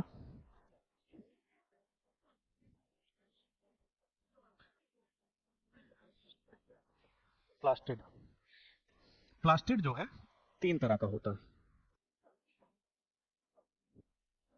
अभी हमने एक बताया था, क्या बताया था, क्लोरोप्लास्ट, एक क्या है, क्रोमोप्लास्ट है, एक होता है ल्यूकोप्लास्ट। क्लोरोप्लास्ट क्या है, उसको क्या कहा जाएगा, हरित लवक, हरित लवक। इसको क्या कहा जाएगा, क्रोमोवर्णी लवक, वर्णी लवक। इसको क्या कहा जाएगा, अवर्णी लवक। ये कहां पाया जाएगा, आपने इसको नोट कर लेना सब लोग, क्योंकि कुछ चीजें अभी बताएंगे। क्लोरोप्लास्ट कहां पाया जाएगा, प्लांट के कहां, ग्रीन प्लांट, ग्रीन पार्ट में, ग्रीन पार्ट और लीव्स लिख सकते हो आप, ठीक है, लीव्स में या पत्तियों में पाया जाता है क्लोरोप्लास्ट। ये क्या, इसमें क्लोरोफिल पाया जाएगा, क्लोरोफिल में क्या पाया जाएगा, मैग्नीशियम पाया जाएगा। वर्णी लवक में क्या होगा, ये कलर के लिए जिम्मेदार होता है। ये प्लांट बॉडी में बहुत सारे, कभी देखेंगे आप लोग, फल का कलर अलग है, ठीक है, टमाटर पहले पीला होगा फिर लाल हो जाएगा, तो पीले के लिए कौन सा कलर जिम्मेदार है, हरे के लिए कौन सा कलर जिम्मेदार है, और लाल के लिए कौन सा कलर जिम्मेदार है। सेब का कलर, बहुत सारे फल होते हैं, बहुत सारी चीजें होती हैं जो कलर परिवर्तित करती है ना, तो कलर किससे परिवर्तित होता है, इन्हीं के कारण। क्लोरोप्लास्ट होगा तो कैसा दिखेगा, ग्रीन दिखेगा। क्रोमोप्लास्ट होगा, अब उसमें क्रोमोप्लास्ट में कौन सा कलर किसके लिए, कलर के लिए जिम्मेदार है, तो वो पिगमेंट निर्धारित करते हैं। कई सारे पिगमेंट होते हैं, वो पूछा जाता है आप लोगों के एग्जाम में कि सेब का जो लाल रंग होता है वो कौन निर्धारित करता है, तो हम पढ़ते हैं एंथोसाइनिन। पीला कलर तो कैरोटीन, अभी कुछ चीजें लिखा देंगे इसमें। फिर देखते हैं ल्यूकोप्लास्ट। ल्यूकोप्लास्ट ये क्या करता है, कलरलेस होता है। ये मेनली कहां पाया जाएगा, ये मेनली इसको देखा जाता है जड़ों में, प्लांट के रूट्स में देखा जाता है, ये स्टोरेज का काम करता है। मतलब स्टोरेज को क्या कहेंगे? स्टोरेज का काम करता है। स्टोरेज को क्या कहेंगे हिंदी में? हाँ राइट, भंडारण का काम करता है ये क्या करता है? भंडारण का काम करता है। ये क्या करता है? कलर प्रोवाइड करता है, ठीक है। कलर प्रोवाइड कर, वर्णी लगत है तो कलर प्रोवाइड करेगा, ये कलर का निर्धारण करता है। अब कुछ ऐसे प्लास्टिड हैं या क्रोमोप्लास्ट हैं जो क्या निर्धारित करते हैं? कलर निर्धारित करते हैं। कुछ नाम जो है पूछे गए, उसको नाम नोट कर लीजिए आप लोग।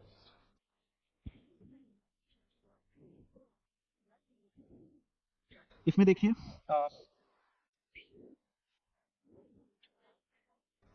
टोमेटो का red colour of tomato,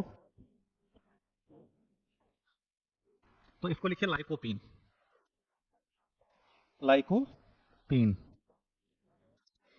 red colour of tomato तो लाइकोपीन हो जाएगा। येलो कलर ऑफ टोमेटो, पीला कलर, टमाटर का पीला रंग किसके कारण होगा? बीटा कैरोटीन, ऐसे लिखना। कौन सा कलर बताया मैंने? पीला कलर। पीला कलर किससे होगा? Beta carotene. Yellow colour beta, beta ऐसे लिखा जाएगा, बीटा जानते हैं ना, अल्फा बीटा गामा वाला, beta carotene, beta carotene, beta carotene हो गया। एप्पल का, सेब का लाल रंग, रेड कलर ऑफ एप्पल, सेब का लाल रंग, एंथोसाइनिन, एंथोसाइनिन लिख दें। सेब का लाल रंग anthocyanin,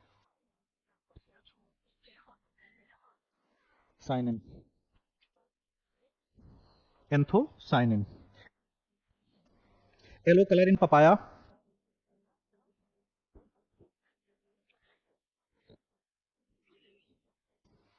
yellow colour in papaya, carica xanthin, सब याद करना पड़ेगा, ठीक है। कैरिका जैंथिन,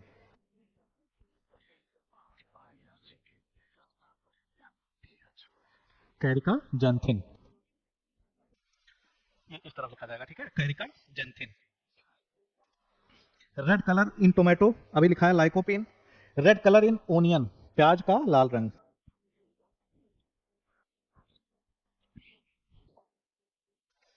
एप्पल का पूछा गया है, टोमेटो का पूछा गया है, और पपाया का भी पूछा गया है। रेड कलर लाल रंग प्याज का, एंथोसाइनिन, एंथोसाइनिन ये वाला, ठीक है। येलो कलर इन टर्मरिक, हल्दी का पीला रंग, हल्दी का पीला रंग, हल्दी का पीला रंग किसके कारण होगा? करक्यूमिन, करक्यूमिन, पहली बार सुन रहे हो, इतने खतरनाक खतरनाक नाम है।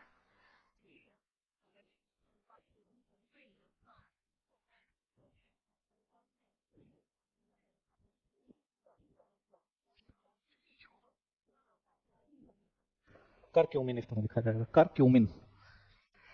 रेड कलर क्या बोला था? Yellow colour of turmeric, curcumin. Orange colour in carrot, गाजर का नारंगी रंग,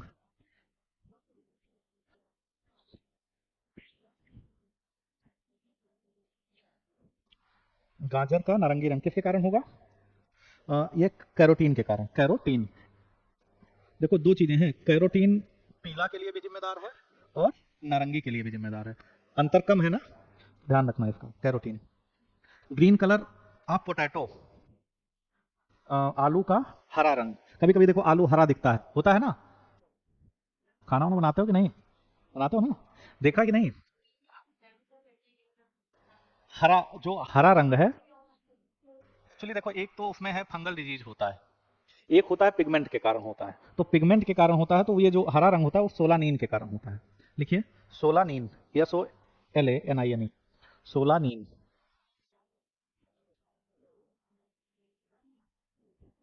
हाँ, सोलानीन। रेड कलर इन कैरेट, गाजर का लाल रंग,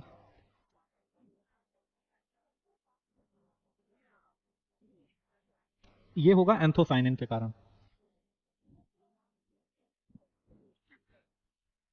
एंथोसाइनिन के कारण अभी क्या बताया था? एप्पल, एप्पल का रेड कलर बताया था। अब गाजर का मैं बता रहा हूँ रेड कलर, और गाजर का येलो कलर किसके कारण है? अभी ऊपर बताया है। हाँ, तो ये ध्यान रखना है, ठीक है, कि क्या पूछ रहा है। क्या? हाँ, नहीं, ठीक है, वो पिगमेंट के कारण हो रहा है। देखो पिगमेंट अगर ये होगा क्लोरोप्लास्ट होगा तब वो कर सकता है, लेकिन वो स्टोरेज है, किसी और पिगमेंट के कारण हो सकता है। जो देखो पिगमेंट जो होते हैं वो कई तरह के होते हैं, ठीक है, जैसे एक होता है क्लोरोफिल होता है, एक होता है फाइकोबिलिन्स होता है, उसमें फाइकोसाइनिन होता है, फाइकोएरिथ्रिन होता है, फिर आप देखोगे कैरोटिनाइड होता है, कैरोटिनाइड में जेंथोफिल होगा, कैरोटीन होगा, बहुत तरह के पिगमेंट होते हैं। तो ये वहां नहीं परफॉर्म करेगा इस तरह का, ठीक, कि पता लगा आलू फोटोसिंथेसिस करेगा। माना जाता है जो इवोल्यूशन हुआ है, इवोल्यूशन के क्रम में जो ब्लू ग्रीन एल्गी है ये पहले आए हैं, और जब पहले आएंगे तो वायुमंडल में क्या था, कार्बन डाइऑक्साइड था। इन लोगों ने कार्बन डाइऑक्साइड का यूज करना शुरू कर दिया और फोटोसिंथेसिस करना शुरू कर दिया। जब एल्गी ने, ब्लू ग्रीन एल्गीज ने फोटोसिंथेसिस किया तो उस प्रक्रिया के दौरान क्या रिलीज हुआ, ऑक्सीजन। ऑक्सीजन जब रिलीज हुआ तो और सारे जीवों के उत्पत्ति के लिए पृष्ठभूमि बनना चालू हो गई, ठीक है। वायुमंडल में ऑक्सीजन हो जाएगा तो हम जैसे लोग जो है विकसित हुए हैं, तो उसी का परिणाम है। हाँ? सवाल का बहुत आसान है हमारे जीवन पर।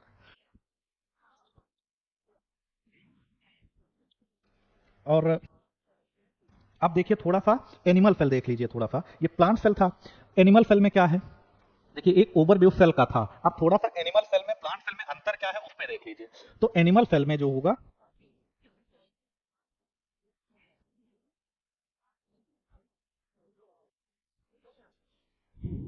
एनिमल सेल,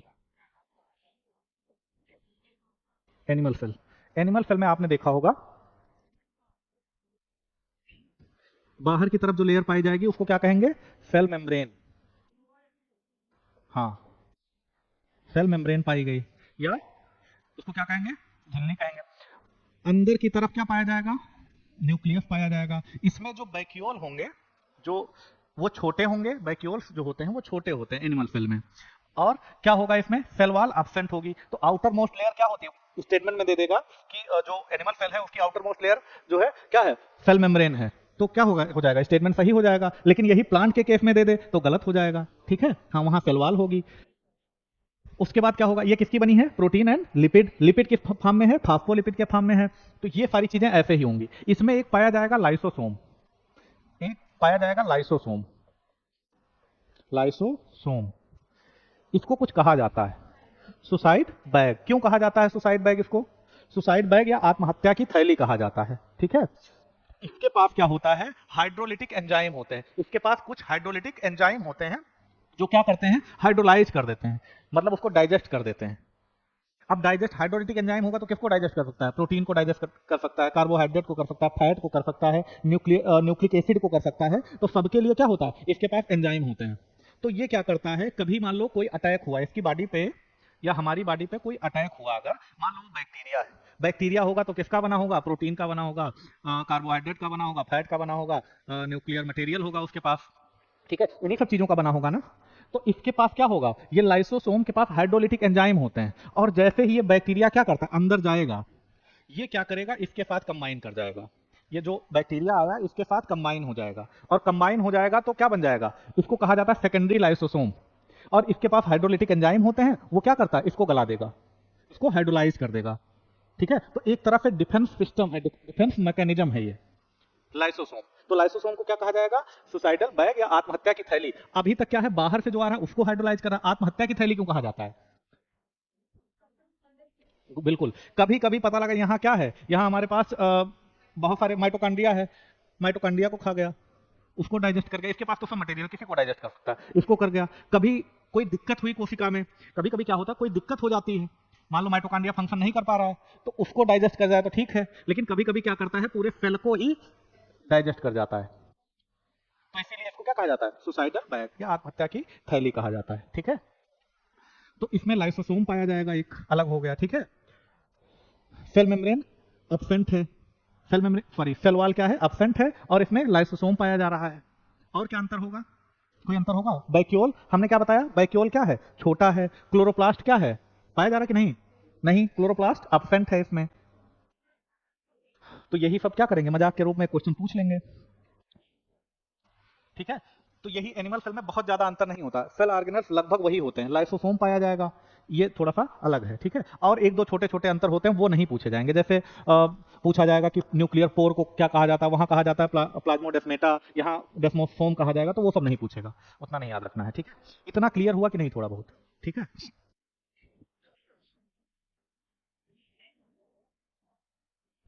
अब थोड़ा सा मैं डस्टर बार बार ढूंढने लगता हूँ।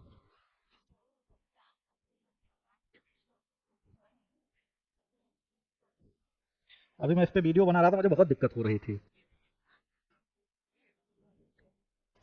तो एक हमने अभी देखा न्यूक्लियस में क्या पाया जा रहा था, न्यूक्लियस में क्या पाया जा रहा था, डीएनए, डीएनए पाया जा रहा था। तो डीएनए के बारे में कुछ क्वेश्चन पूछे गए हैं, इस पे देख लो थोड़ा सा, इसका केमिकल कंपोजिशन क्या होता है। डीएनए क्या है, हम कहते हैं जेनेटिक मटेरियल, तो कहते हैं जेनेटिक मटेरियल क्या होता है, जेनेटिक मटेरियल क्या होता है, जो या जीन्स क्या होते हैं, जैसे मैं कहता हूँ जीन्स क्या होते हैं, जो क्या करें, हमारे करेक्टर को, ट्रेट्स को क्या करें, वन जनरेशन से दूसरी जनरेशन में क्या करें, ट्रांसफर करें, यही तो होते हैं, ठीक है। डीएनए का काम यही है। अब डीएनए किसका बना होता है, बना किसका होता है, तो इसमें क्या होता है, डीऑक्सी राइबोज शुगर का नाम सुना होगा, सुना कि नहीं, डीऑक्सी राइबोज शुगर। और क्या होता है, दूसरा क्या होता है, नाइट्रोजिनस बेस, नाइट्रोजिनस बेस। इसमें दो तरह का होता है, प्यूरीन, पिरामिडीन, पिरामिडीन। और क्या तीसरा कंपोनेंट क्या होता है, फास्फोरिक एसिड, फास्फोरिक एसिड। ये फास्फेट के फॉर्म में यूज होता है, ठीक है।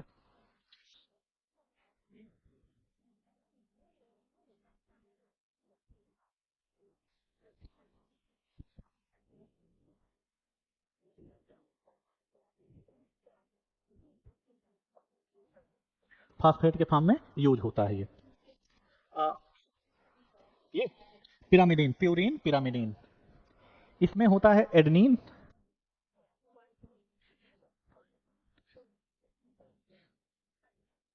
ग्वानिन। इसमें होता है थाइमीन और साइटोसिन।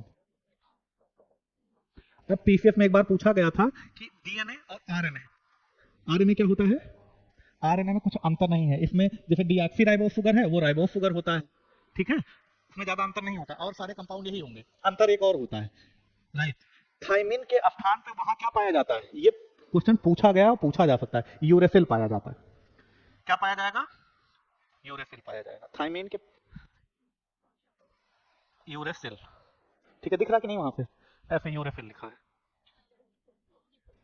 यूरेसिल पाया जाता है किसके स्थान पे, thymine. In case of RNA, thymine is replaced by uracil.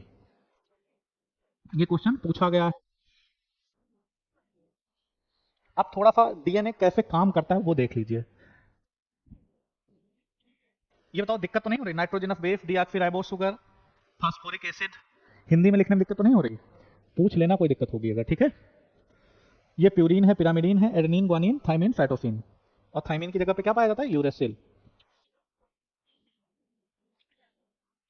पूछा जाए डीएनए किसका बना होता है, ये सब मिलके क्या बनाते हैं, देखो ये तीनों मिलके, मतलब डीऑक्सीराइबोज शुगर, नाइट्रोजनस बेस और फास्फोरिक एसिड, ये तीनों मिलके बनाते हैं न्यूक्लियोटाइड। क्या बनाएंगे, ऐसे जोड़ के लिख लो वहां नीचे, न्यूक्लियोटाइड। क्या बनाएंगे, ये तीनों मिलके, हाँ इसको रुक दो,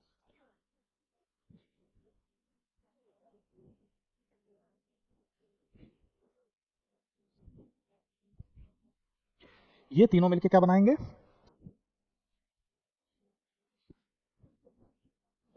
ये तीनों मिलके क्या बना रहे हैं, न्यूक्लियोटाइड,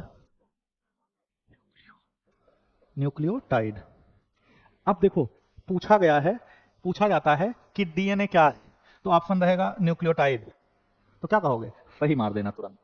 पूछा जाए जीन क्या है, न्यूक्लियोटाइड हो, सही मार दो। पूछ ले कि न्यूक्लियोटाइड क्या होते हैं, नीचे लिखा हो ऑप्शन में डीएनए, भाई दे दे ऑप्शन में कि एक शुगर है, न्यूक्लियोटाइड है, प्रोटीन है, फैट है, तो क्या है, न्यूक्लियोटाइड है, ठीक है। अब देखो यही न्यूक्लियोटाइड जब कई कई जुड़ जाएंगे तो उसको क्या कहा जाएगा? पॉलीन्यूक्लियोटाइड। मतलब कई जो है deoxyribose nitrogenous base phosphoric acid ये मिलके क्या बना लें? कई कई न्यूक्लियोटाइड बना लें तो उसको क्या करें? पॉलीन्यूक्लियोटाइड। ठीक है, वो क्या हो जाएगा? Poly nucleotide. क्या हो जाएगा? पॉलीन्यूक्लियोटाइड हो जाएगा। तो पूछा जाता है जीन क्या है, तब भी कहोगे न्यूक्लियोटाइड या पॉलीन्यूक्लियोटाइड। डीएनए क्या है, तब भी कहोगे पॉलीन्यूक्लियोटाइड। जीन पूछा जाए, जीन, पॉलीन्यूक्लियोटाइड और डीएनए, तो ये मान लेना कि तीनों एक ही हैं। ठीक है, क्योंकि जब जीन की बात करते हैं तो जीन हम लोग कहते हैं कि एक करेक्टर को डिटरमाइन करता है। हमारी बॉडी में क्या करता है? एक करेक्टर को डिटरमाइन करता है। हमारी आंखों का कलर कैसा होगा, एक जीन निर्धारित कर सकता है। हेयर कलर कैसा होगा, एक जीन निर्धारित कर सकता है। ठीक है, अब समझ में आया? तो कोई चीज पूछे, ये पूछा गया है इसलिए बता रहा हूं। तो ध्यान रखना है पॉलीन्यूक्लियोटाइड क्या है, जीन है या डीएनए है, कुछ है तो ध्यान रखना है इसको। और ये कैसे मिल रहा है? डीऑक्सीराइबोस शुगर, नाइट्रोजनस बेस और फास्फोरिक एसिड। राइट, कोई डाउट यहां तक?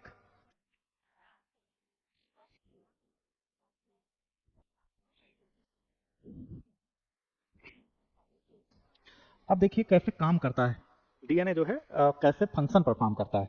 एक कोशिका में अगर डीएनए पाया जा रहा है तो फंक्शन कैसे करेगा। इसमें डीएनए है, ठीक है, इसमें क्या है? डीएनए है। डीएनए क्या कर रहा है? अब डीएनए को काम करना है हमारी बॉडी में, मान लो एंजाइमेटिक एक्टिविटी के लिए या हार्मोनल एक्टिविटी के लिए प्रोटीन की कमी है, एंजाइमेटिक एक्टिविटी के लिए मान लो प्रोटीन की कमी है, तो डीएनए क्या करेगा? डीएनए क्या करता है? मैसेज कन्वे करता है। मैसेज कैसे भेजेगा? डीएनए क्या करेगा? तुरंत एमआरएनए बनाएगा। डीएनए क्या करेगा? एमआरएनए। एमआरएनए क्या है? Messenger RNA. मैसेंजर क्या होता है? संदेश होता है ना। मैसेज क्या होता है? संदेश होता है। तो डीएनए तुरंत क्या करेगा? एमआरएनए बनाएगा। ये डीएनए क्या करेगा? एमआरएनए बनाएगा। एमआरएनए बनाएगा। क्यों कम हुआ है? एंजाइमेटिक एक्टिविटी के लिए। तो उसको पता है, डीएनए को पता है मुझे बनाना क्या है, तो वो क्या करेगा? एमआरएनए बनाएगा। एमआरएनए पे क्या होते हैं? कोड होते हैं ना। अभी हमने क्या बताया? एडनिन, ग्वानिन, थाइमिन, जो साइटोसिन, ये सब क्या थे? जेनेटिक कोड थे या कोडान थे। ठीक है, तो वो क्या करेगा? उस पे क्या होता है? कुछ सूचनाएं लिखी होती हैं, उसमें क्या होता है? कुछ सूचनाएं होती हैं। उन्हीं सूचनाओं के आधार पर क्या करता है ये एमआरएनए? क्या करेगा? उन्हीं सूचनाओं के आधार पर, जो सूचना कहां से आई है? डीएनए से। डीएनए ने मैसेज दिया किस फॉर्म में? जैसे हम लोग क्या करते हैं, हमारे पास मार्कशीट है तो हम लोग कहीं ओरिजिनल मार्कशीट देते हैं? नहीं देते हैं ना, फोटोकॉपी देते हैं। तो ऐसे डीएनए भी करता है। अपना फोटोकॉपी दे दिया, ले जाओ ये पर्चा दिखा के दवा ले लो। ठीक है, तो वो पर्चा है, ये समझ लो। ये हमारे ने क्या है? पर्चा है। इस पे जो कोड है, इसी कोड के क्या होंगे? जो संदेश लिखा है ना, जो संदेश लिखा है, इसी संदेश की अमीनो एसिड, अमीनो एसिड, ये क्या है? अमीनो एसिड है। जो इस पे कोड है उसी कोड के अकॉर्डिंग अमीनो एसिड ऐसे जुड़ती चली जाएगी। और जोड़ने का काम कौन करेगा? कौन सा कोशिकांग होगा? अभी हमने बताया था पीछे, राइबोसोम। राइबोसोम जोड़ने में कौन हेल्प करेगा? राइबोसोम। ठीक है, तो ये जो एमआरएनए के पास मैसेज है, इसी मैसेज के अकॉर्डिंग क्या होगा? अमीनो एसिड जुड़ते चले जाएंगे। तो जो उसने मैसेज भेजा था, जो दवा की पर्ची थी, उसी पर्ची के अकॉर्डिंग क्या हो गया? ये दवा उसने अरेंज करके दे दी। अब आप उसको यूज कर सकते हैं। ठीक है, तो जो डीएनए मैसेज देता है उसी मैसेज के अकॉर्डिंग क्या बनेगा? एमआरएनए बनेगा। और वो एमआरएनए क्या करेगा? प्रोटीन बनाएगा। इस प्रोसेस को कहा जाता है ट्रांसक्रिप्शन। ट्रांसक्रिप्शन का क्या मतलब हुआ? ट्रांसक्रिप्ट बना रहा है अपनी। ट्रांसक्रिप्ट का मतलब छाया प्रति होता है ना, तो अपनी ट्रांसक्रिप्ट बना रहा है। हम लोग मार्कशीट के संदर्भ में उसको समझ सकते हैं। ठीक है, इसकी फोटोकॉपी ट्रांसक्रिप्शन हो गया। उसके बाद इसको क्या कहेंगे? डीएनए से एमआरएनए बनना ट्रांसक्रिप्शन है।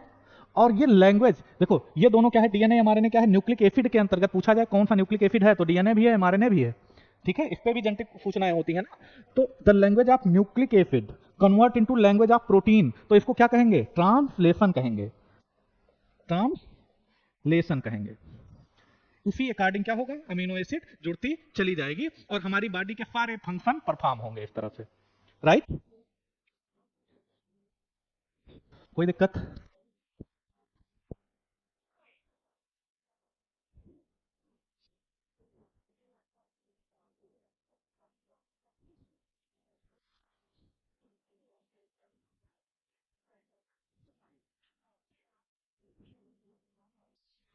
ठीक है, यहां तक कोई दिक्कत किसी को?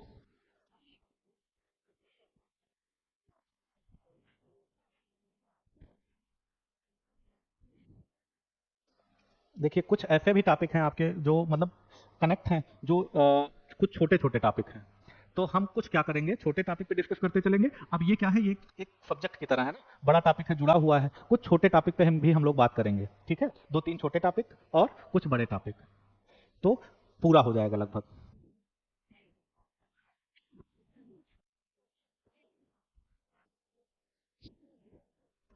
यहां तक क्लियर हुआ, कोई डाउट नहीं है ना?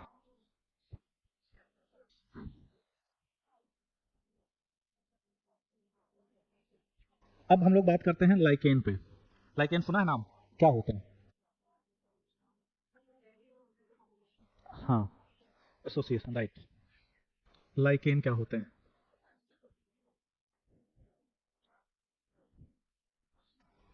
लाइकेन किससे मिलकर बना होता है, इसको नोट करते जाइए, बहुत इंपॉर्टेंट है, ठीक है। लाइकेन क्या है, किससे बना होता है? एल्गी और फंगाई से, यानी कवक और शैवाल से। कवक और शैवाल से मिलकर बना होता है। ये इनका कैसा रिलेशन होता है? सिम्बियोटिक रिलेशन होता है।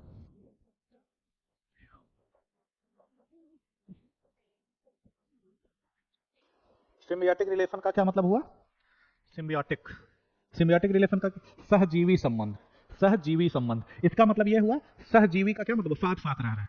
तो साथ साथ कोई रह रहा है तो मतलब एक दूसरे को लाभ पहुंचाएंगे, ठीक है। सिम्बियोटिक रिलेशनशिप में क्या होता है, सहजीवी संबंध में क्या होता है, एक दूसरे को लाभ पहुंचाते हैं। ये जो है, ये दोनों पूछे गए हैं, ये इस पे क्वेश्चन पूछा गया है और अक्सर पूछा जाता है, ठीक है। फंगस क्या करता है, फंगस वाले भाग को क्या कहा जाता है? माइकोबियांट, माइकोबियांट, माइकोबियांट।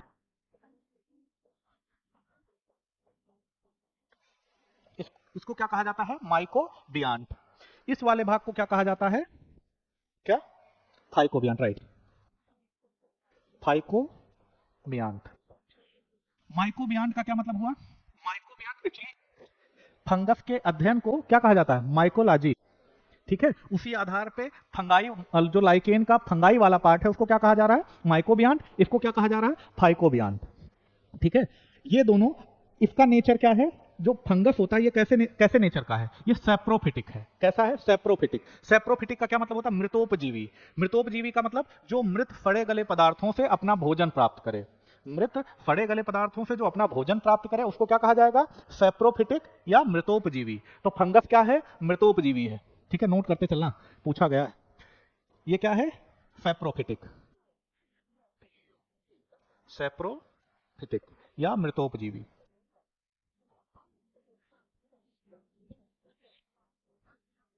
ये भोजन कहां से प्राप्त कर रहा है? फड़े गले पदार्थों से।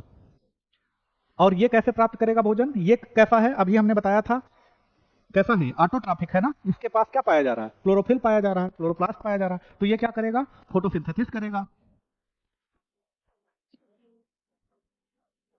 ये क्या करेगा? फोटोसिंथेसिस करेगा। तो इसको, ये किस नेचर का? ऑटोट्रॉफिक है ना।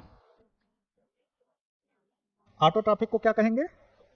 स्वपोषी, स्वपोषी कहा जाएगा। ये सेप्रोफिटिक है, मृतोपजीवी है, ये स्वपोषी। ये क्या करेंगे? दोनों एक साथ क्या करेंगे? एक साथ सिम्बियोटिक रिलेशनशिप पे पाए जा रहे हैं। तो दोनों का काम क्या होगा? ये क्या कर रहा है? एब्जॉर्प्शन का काम कर रहा है ना, अवशोषण का काम कर रहा है। मृत फड़े गले पदार्थों से क्या क्या एब्जॉर्ब करेगा? वाटर एब्जॉर्ब करेगा, न्यूट्रिएंट्स एब्जॉर्ब करेगा, ठीक है, वाटर एब्जॉर्ब करेगा। और क्या एब्जॉर्ब करेगा? ये वाटर और न्यूट्रिएंट्स, मतलब पोषक पदार्थ एब्जॉर्ब करेगा। और ये क्या करेगा? ये क्या करेगा? ये भोजन बनाएगा। तो ये एब्जॉर्ब करेगा तो इसको देगा, ठीक है। और ये क्या करेगा? फूड बनाएगा। कैसे बनाएगा? फोटोसिंथेसिस की प्रक्रिया से, तो इसको प्रोवाइड कराएगा। और दोनों क्या होंगे? बढ़िया, इनकी जिंदगी मौज से चलती है ऐसे, ठीक है। तो लाइकेन का इंपॉर्टेंस क्या है? इतना समझ में आया? कोई डाउट यहां तक? कोई डाउट? अब इसका इंपॉर्टेंस क्या है? देखो, ये जो है पोल्यूशन के लिए इंडिकेटर का काम करते हैं। पूछा जाएगा निम्नलिखित में से कौन सा पोल्यूशन के लिए इंडिकेटर है? तो पूछा जाएगा कौन सा पोल्यूशन? बहुत तरह के पोल्यूशन होते हैं। Air pollution. अब ये इंडिकेटर है, मतलब संकेतक प्रजातियां कहा जाता है। तो पोल्यूशन के लिए ये क्या काम करता है? इंडिकेटर का काम करता है। पोल्यूशन के लिए क्या काम करता है? इंडिकेटर का। इंडिकेटर का, ठीक है। इंडिकेटर का काम करता है किस पोल्यूशन के लिए? एयर पोल्यूशन के लिए।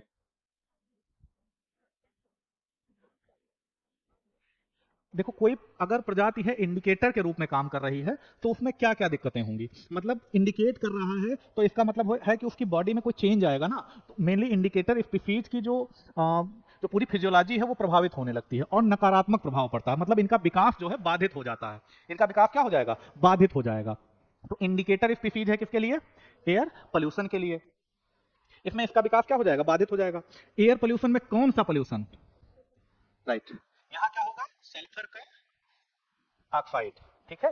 ये एयर पोल्यूशन के संदर्भ में पूछा गया क्वेश्चन है, सल्फर डाइऑक्साइड के संदर्भ में नहीं पूछा गया है, पूछा जा सकता है, ठीक है। वो कार्बन डाइऑक्साइड दे देगा, सल्फर डाइऑक्साइड दे देगा, नाइट्रोजन के ऑक्साइड दे देगा और एक और कोई गैस दे देगा, ठीक है। तो आप कंफ्यूज हो जाओगे। एयर पोल्यूशन पता था लेकिन सारी गैसें दे रखी हैं, तब आप कंफ्यूज हो जाओगे। तो सल्फर डाइऑक्साइड, ये कंटेंट ज्यादा होगा तो इनका विकास क्या हो जाएगा? बाधित हो जाएगा, राइट।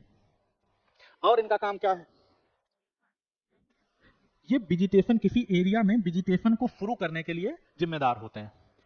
एक होता है, आपने टॉपिक पढ़ा होगा सक्सेशन, इकोलॉजिकल सक्सेशन, पारिस्थितिकी अनुक्रमण, ठीक है। उसमें क्या होता है, मान लो एक एरिया है जहां वॉल्केनिक इरप्शन हुआ, ज्वालामुखी उद्गार हुआ, ठीक है। उद्गार होगा, चट्टान ठंडी हो गई, लेकिन है तो चट्टान, उस पर वेजिटेशन शुरू नहीं हुआ है। तो जो इनिशिएशन ऑफ वेजिटेशन का काम है वो लाइकेन करता है। लाइकेन क्या करेगा? किसी प्लेस पे जाएगा, वहां ग्रो करेगा, ये ऐसे चट्टानों पे क्या करेगा? ये ग्रो करेगा और धीरे धीरे क्या करेगा? कुछ केमिकल्स रिलीज करता है जो क्या करेगा? इस चट्टान की बेदरिंग के लिए जिम्मेदार होगा। यहां क्या करेगा? ये मिट्टी, मतलब चट्टान से क्या करेगा? मिट्टी बनाने का काम करेगा, बेदरिंग का काम करेगा, चट्टानों को तोड़ेगा जिससे कुछ मिट्टी बन जाएगी।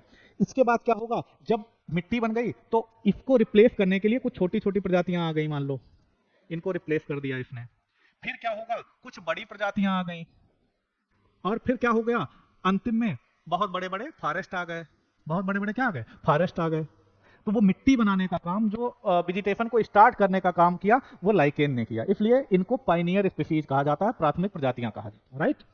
तो इकोलॉजिकल इंपॉर्टेंस इसकी है, इसकी सॉइल फॉर्मेशन में है। इसको जो हम लोग दैनिक जीवन में जो मसाले यूज करते हैं, स्पाइसेस, उसमें भी यूज होता है।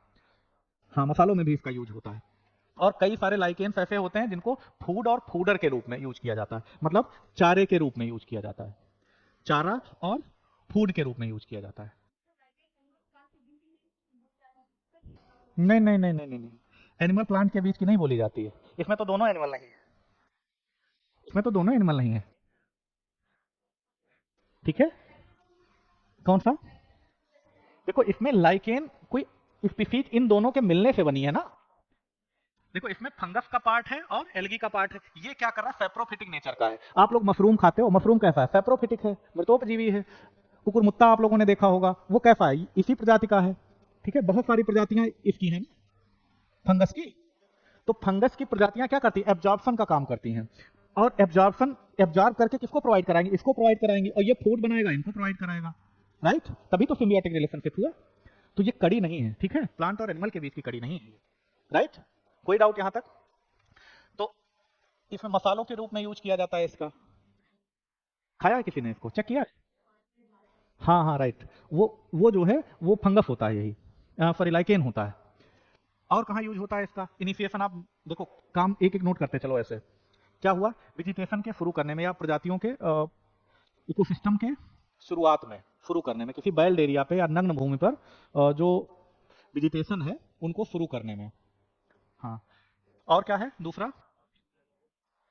हाँ, प्राथमिक प्रजाति के रूप में, वायु प्रदूषण के संकेतक के रूप में। हाँ, मेडिसिन के रूप में यूज होता है इसका, कई दवाएं बनाई जाती हैं इससे। मसालों के रूप में यूज होगा। डाई के रूप में यूज होता है, डाई मतलब पेंट, डाई के रूप में भी यूज होता है इसका। कपड़ों को पेंट करने के लिए इसका, कपड़ों को पेंट करने के लिए और पेंट बनाने के लिए भी इसका यूज किया जाता है। लिटमस पेपर जानते हैं आप लोग? तो लिटमस पेपर बनाने में भी यूज होता है इसका। परफ्यूम इंडस्ट्री में भी यूज होता है।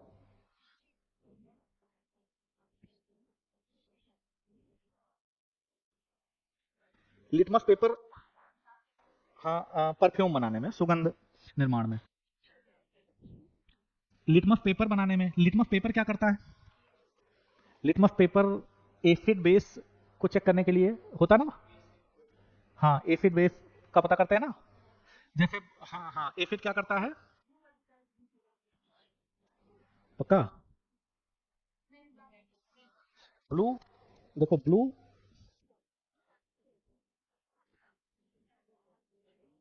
ब्लू रेड हो रहा है, तो कौन होगा? रेड जो है, मान लो रेड, ब्लू जो है रेड हो रहा है, तो क्या जिम्मेदार होगा इसके लिए? लिटमस पेपर जो है वो कलर चेंज हो जाता है। ब्लू रेड हो रहा है तो क्या होगा? एसिड हो जाएगा। ब्लू रेड हो रहा है तो क्या हो जाएगा?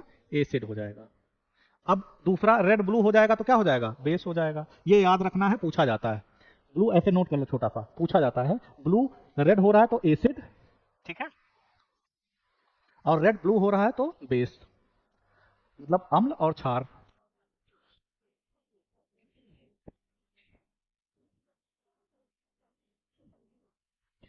एक और टर्म है ऐसे, माइकोराइजा, नाम सुना है किसी ने? माइकोराइजा पूछा गया क्वेश्चन यहाँ से भी। तो लाइकेन लगभग यही है, ठीक है। लाइकेन, यहाँ तक क्लियर, कोई दिक्कत तो नहीं लाइकेन में? बस ये है, माइकोबियांट याद रखना, फाइकोबियांट याद रखना, और क्या याद रखना है? पोल्यूशन याद रखना है। कौन सा pollution? Air pollution, pollutant, sulphur dioxide, ठीक है, याद रहेगा ना। दूसरा क्या था? माइकोराइजा। माइकोराइजा क्या है?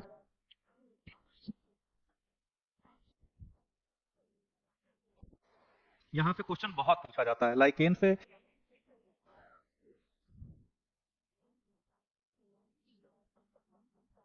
माइको,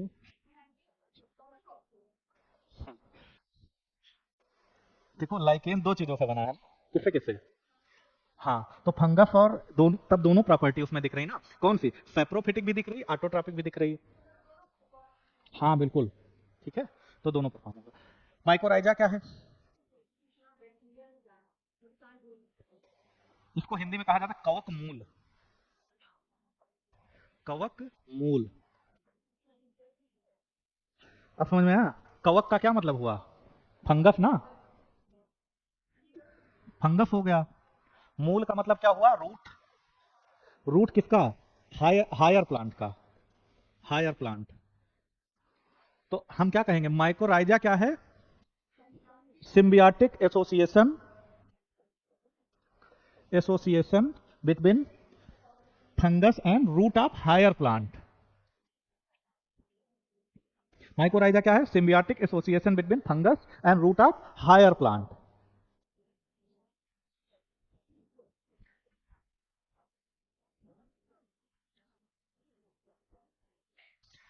इसमें मेनली फ्लावरिंग प्लांट आएंगे, ठीक है। अब देखिए हायर प्लांट में, अब ये क्या फायदा पहुंचाएगा? फंगस, फिर वही बात है, फंगस क्या करेगा? फंगस एब्जॉर्प्शन में मदद करेगा। प्लांट की जड़ों में पाया जा रहा है, अगर मान लो ये कोई प्लांट है, इसकी जड़ों में यहाँ पे क्या पाए जा रहे हैं? फंगस पाए जा रहे हैं। तो ये क्या करेंगे? एब्जॉर्प्शन में, प्लांट के एब्जॉर्प्शन में मदद कर रहे हैं। प्लांट, ये जो है क्या कर रहे हैं? प्लांट को हेल्प कर रहे हैं चीजों को एब्जॉर्ब करने में। क्या क्या एब्जॉर्ब करेंगे? H2O और न्यूट्रिएंट्स, पोषक पदार्थों को और जल को एब्जॉर्ब करने में क्या करेंगे? मदद करेंगे। उससे क्या होगा? एब्जॉर्प्शन तेजी से अगर प्लांट करेगा तो क्या होगा? उसका ग्रोथ ज्यादा होगा। ये बदले में उसको क्या करेगा? ये करेंगे क्या? प्लांट क्या करेगा? मदद करेगा। जो प्लांट है वो क्या मदद करेगा इसकी? प्लांट, प्लांट क्या करेगा? फूड बनाएगा, तो इसको प्रोवाइड करेगा। और क्या करेगा प्लांट? शेल्टर भी तो दे रहा है, अपनी बॉडी में रहने के लिए स्थान दे रहा है, तो उसको आवास भी प्रोवाइड कर रहा है, शेल्टर भी दे रहा है इसको। होता क्या है मेनली, माइकोराइजा को अब खाद के रूप में भी यूज किया जाता है, पता है आप लोगों को? जैसे मान लो टमाटर का पौधा है, बैगन का है, उसमें क्या किया जाता है? माइकोराइजा यूज होता है खादों के रूप में। तो उसको अगर मतलब छिड़काव कर दिया जाता है तो उसके माध्यम से जड़ें जो है, जड़ों में एब्जॉर्प्शन कैपेसिटी बढ़ जाती है। तो जिनमें माइकोराइजा पाया जाता है उन पौधों का विकास बहुत तेजी से होता है। और दूसरी बात क्या होती है उसमें? जो उत्पादकता होती है वो बढ़ जाती है, प्रोडक्टिविटी बढ़ जाती है। ये सब्जियों को क्यों उगाते हैं? प्रोडक्टिविटी के लिए ना। अगर वो 5 किलो टमाटर एक पौधे से आ रहा है तो हमें तो फायदा है ना उसका। तो ये क्या करता है? ये उसकी उत्पादकता को बढ़ा देता है, ठीक है। यहां तक कोई डाउट? क्लियर हुआ?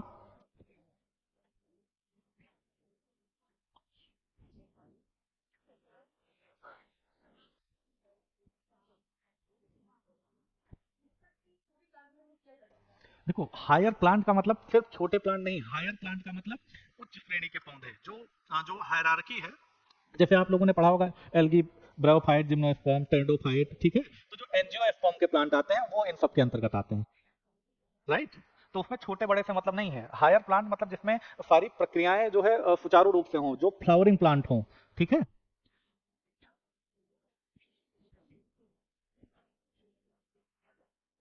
अब जैसे हाथी है हम लोगों से बड़ा है, और हम कहते हैं कि मानो हम लोग जो है ज्यादा विकसित हैं, मानते हैं ना हम लोग, लेकिन हाथी तो बड़ा है, तो बड़े से मतलब नहीं है, ठीक है। हायर प्लांट का बड़े से मतलब नहीं,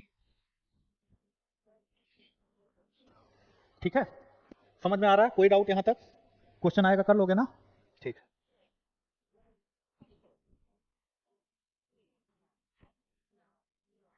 एक होता है वैस्कुलर प्लांट। क्या होते हैं वैस्कुलर प्लांट? क्या होते हैं? हम्म हम्म वैस्कुलर प्लांट संवहनीय पौधे। पौधे क्या है? संवहनीय पौधे क्या होते हैं? तो इसमें देखा गया दो तरह के, एक होता है जाइलम और ये होता है फ्लोएम। जाइलम से याद रखना जल का कंडक्शन करता है, फ्लोएम से याद रखना जाइलम जल, फ्लोएम फूड, मतलब भोजन का, फूड। ये जाइलम जल कहां से लेके जाएगा? नीचे से ऊपर की तरफ ना। तो कोई जड़ है प्लांट की, वो क्या करेगी? नीचे से एब्जॉर्ब करेगी, और ऊपर क्या होगा? यहाँ जड़ है इसकी, ये क्या कर रही है? वाटर को एब्जॉर्ब करेगी और कहाँ पहुंचाएगी? यहाँ क्या है? इस कहाँ तक? पत्तियों तक पहुंचाएगी ना। फोटोसिंथेसिस कौन करेगा? पत्तियां करेंगी। तो यहाँ H2O और प्लस CO2, ये मिलके क्या बनाएंगी? C6H6 प्लस,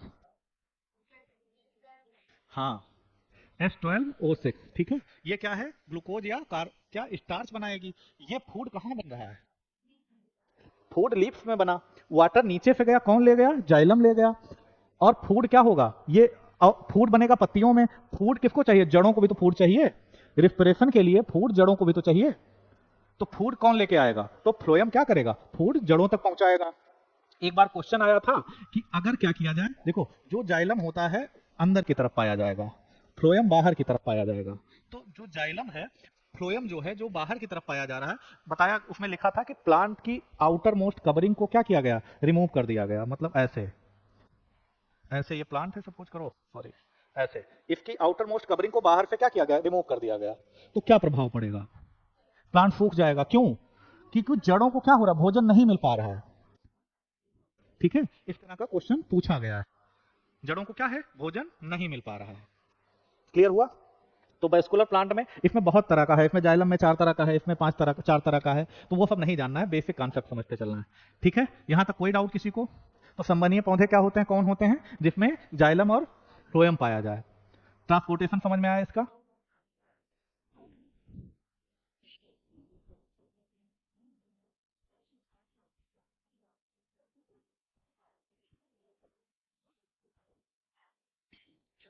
अब इसमें क्या क्या बचा है? अब ये सब हो गया था।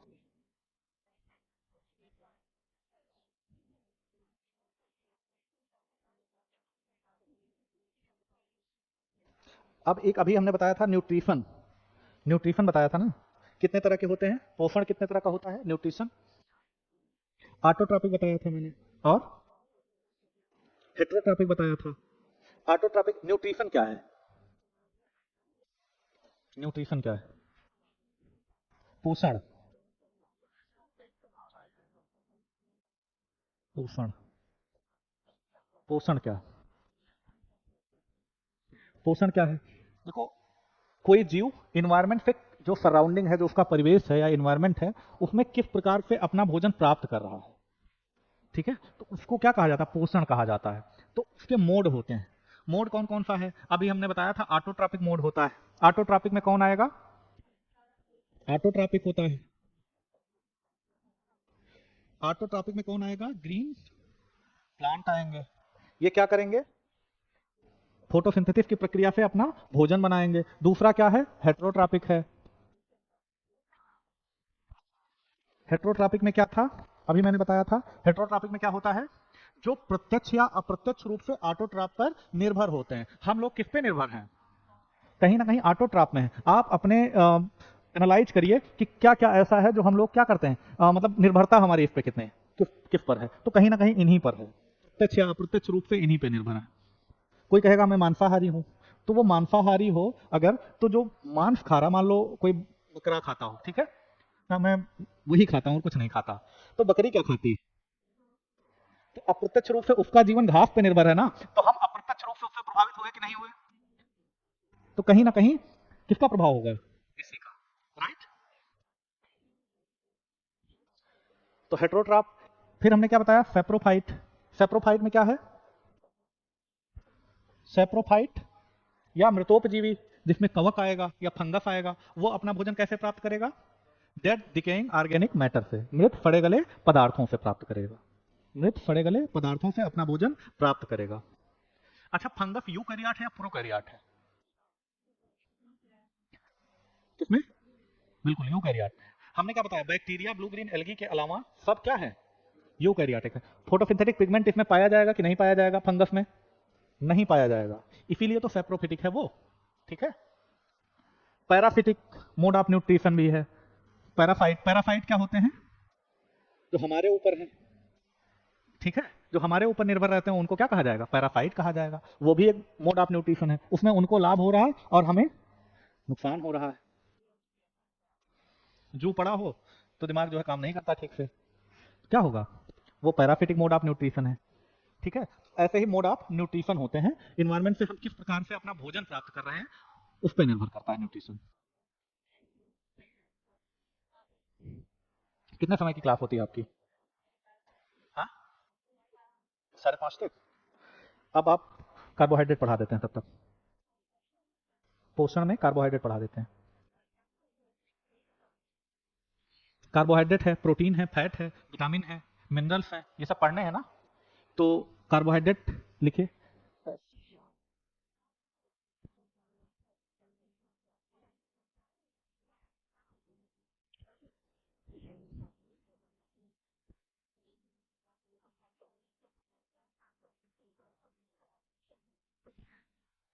कार्बोहाइड्रेट,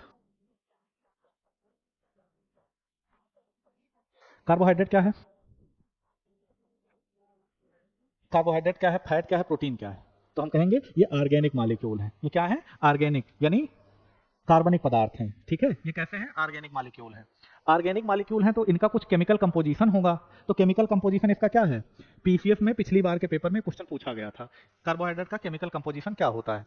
ऑप्शन में क्या क्या था, कार्बन, हाइड्रोजन, ऑक्सीजन, नाइट्रोजन, बताओ इसमें क्या क्या है, इसमें ऊपर वाले यही तीन हैं, ठीक है।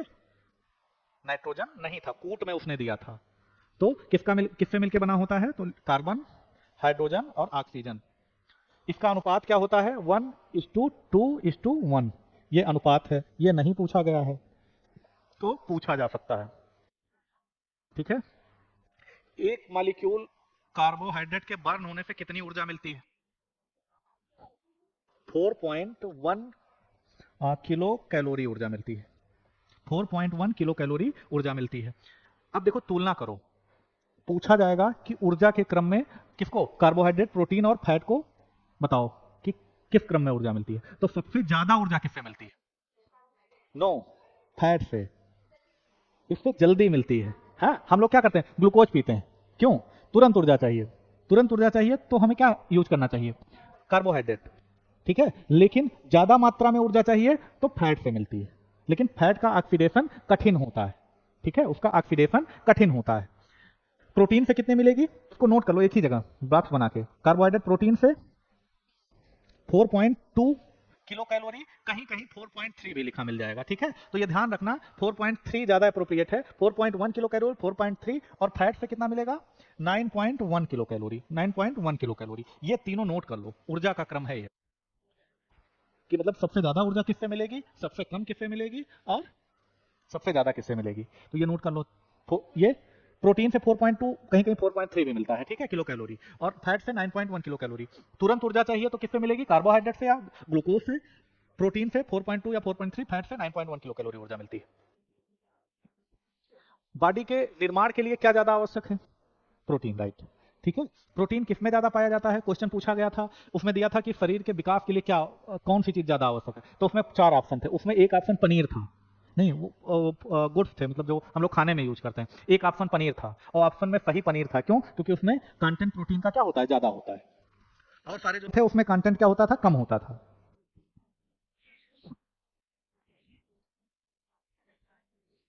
अब इसका ऑक्सीडेशन होगा, अगर मतलब कार्बोहाइड्रेट का ऑक्सीडेशन होगा तो क्या बनेगा? अभी मैंने बताया था ना, क्या बनता है? C6H12O6। इसका ऑक्सीडेशन होगा तो क्या बनेगा? एटीपी बनेगा प्लस हीट जनरेट होगी। ठीक है, कुछ थोड़ी बहुत मात्रा में हीट जनरेट होगी। ये क्या है? एडेनोसिन ट्राइफॉस्फेट है। इसको पैकेट्स ऑफ एनर्जी कहा जाता है। ये कहाँ जनरेट होगी? बॉडी में, माइटोकॉन्ड्रिया में। इसलिए माइटोकॉन्ड्रिया को क्या कहा जाता है? Power house of the cell. और ये 1% हमारी बॉडी वेट का सिर्फ 1% कवर करता है। सिर्फ 1% कवर करता है बॉडी वेट का। तो देखो बॉडी में हमारे क्या क्या होगा, ऐसे बॉडी बनाओ। बॉडी में ऐसे लिख लो, प्रोटीन, फैट, एक एवरेज बॉडी में, मतलब फैट, वाटर, मिनरल, ऐसे लिखो। वाटर कितना होगा? लगभग 62%। वाटर कितना होगा? 62%। ठीक है।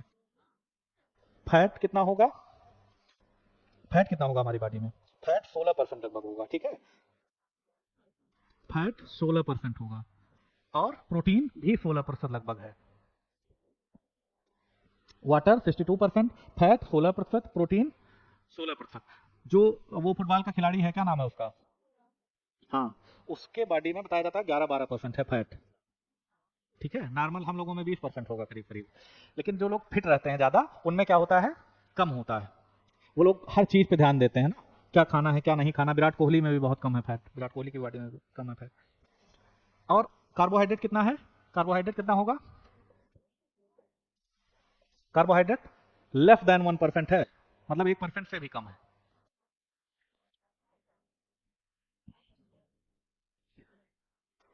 मिनरल, मिनरल कितना होगा लगभग? मिनरल लगभग 6% होगा। ठीक है, मिनरल कितना होगा? 6%।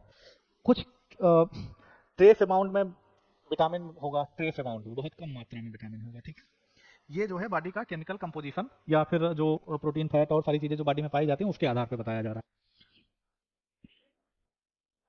और एक नॉर्मल व्यक्ति अगर होगा, इसमें देखिए डाटा है थोड़ा सा, तो उसको याद करना पड़ेगा। ठीक, एक नॉर्मल एडल्ट ह्यूमन के लिए जो लगभग अगर 60 केजी वेट है, तो उसके लिए कितना कितने कितने मात्रा कार्बोहाइड्रेट की आवश्यकता है? तो उसमें है 400 ग्राम एवरी डे। हाँ, ग्राम।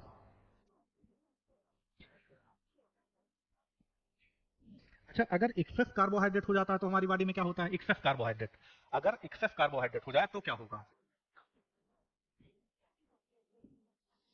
स्टोर हो जाता है ना। ग्लूकोज क्या होता है? ग्लाइकोजन के फॉर्म में कहाँ स्टोर होगा? लीवर में।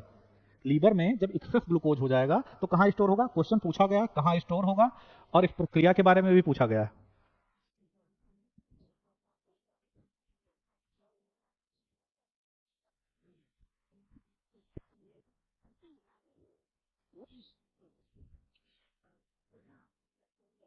एक्सेस ग्लूकोज कहाँ स्टोर हो रहा है? लीवर में। किस फॉर्म में? ग्लाइकोजन के फॉर्म। ग्लाइकोजन के फॉर्म में कहाँ स्टोर हो रहा है? लीवर में।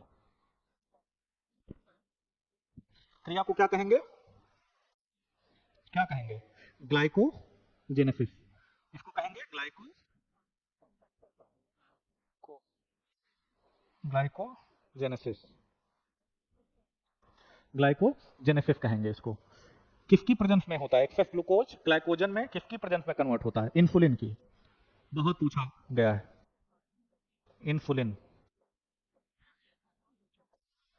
इंसुलिन की प्रेजेंस में क्या होता है? एक्सेस ग्लूकोज किस में कन्वर्ट हो जाता है? ग्लाइकोजन में।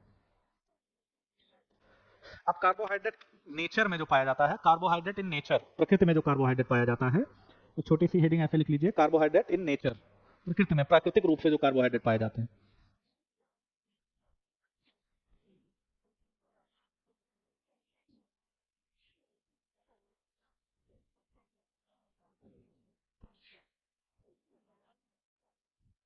नेचर में जो कार्बोहाइड्रेट पाया जाता है, कार्बोहाइड्रेट फॉर्म इन नेचर, प्रकृति में जो कार्बोहाइड्रेट पाया जाता है।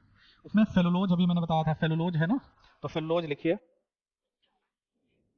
कहाँ पाया जाता है, सलवाल में। तो एक छोटी सी हेडिंग सेलुलोज, ये कहाँ पाया जाता है, सलवाल में।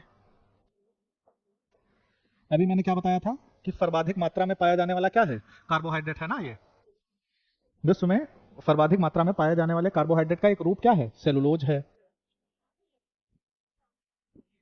हमारे में डाइजेस्ट होगा कि नहीं होगा, नहीं होगा। कौन डाइजेस्ट कर पाएगा, एनिमल्स, ऐसे एनिमल्स जो घास खाते हैं, ठीक है, हम लोग भी खाते हैं कि नहीं, लेकिन हम लोग डाइजेस्ट नहीं कर पाते हैं उसको। अरे साग वाग यूज करते हैं ना बनाने के लिए, लेकिन हम लोग क्या करते हैं, उसको डाइजेस्ट, सेलुलोज को डाइजेस्ट नहीं कर पाते हैं। कौन कर पाता है, जानवर कर पाते हैं कुछ। उनमें क्या होता है, क्या पाया जाता है, कौन सा एंजाइम, सेलुलेज एंजाइम। उसमें सेलुलेज एंजाइम पाया जाता है जो क्या करता है, इसको डाइजेस्ट करता है। उसमें एक्चुअली जो एक बैक्टीरिया पाया जाता है, इन जानवरों में एक बैक्टीरिया पाया जाता है जो सिम्बियोटिक नेचर का होता है।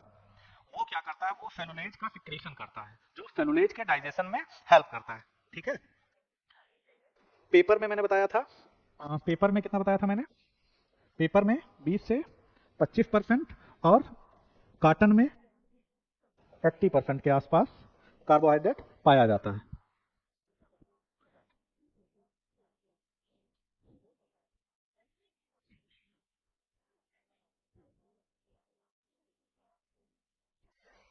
एक कृत्रिम रेयान होता है, ये क्वेश्चन पूछा गया है, रेयान, ये क्या है, कृत्रिम है, मतलब आर्टिफिशियल है, आर्टिफिशियल है। आर्टिफिशियल क्या है, ये रेयान जो है सेलुलेज से बना है। रेयान किससे बना है, सेलुलेज से बना है। ये आर्टिफिशियल कार्बोहाइड्रेट है या सेलुलोज है, ठीक है। तो क्वेश्चन में एक बार पूछा गया था, निम्नलिखित में से कौन सा प्राकृतिक नहीं है, तो रेयान नहीं। ये सेलुलोज से बना है और कैसे बना है, आर्टिफिशियली। तो रेयान नाम ध्यान रखिएगा, हिंदी में ऐसे लिखिए रेयान, ठीक है, ये पूछा गया है तो ध्यान रखिएगा। अब एक होता है शुगर, शुगर भी नेचुरली पाया जाता है ना, शुगर के कई फॉर्म होते हैं। तो जैसे सेलुलेज लिखा, एक छोटी सी हेडिंग शुगर लिखिए।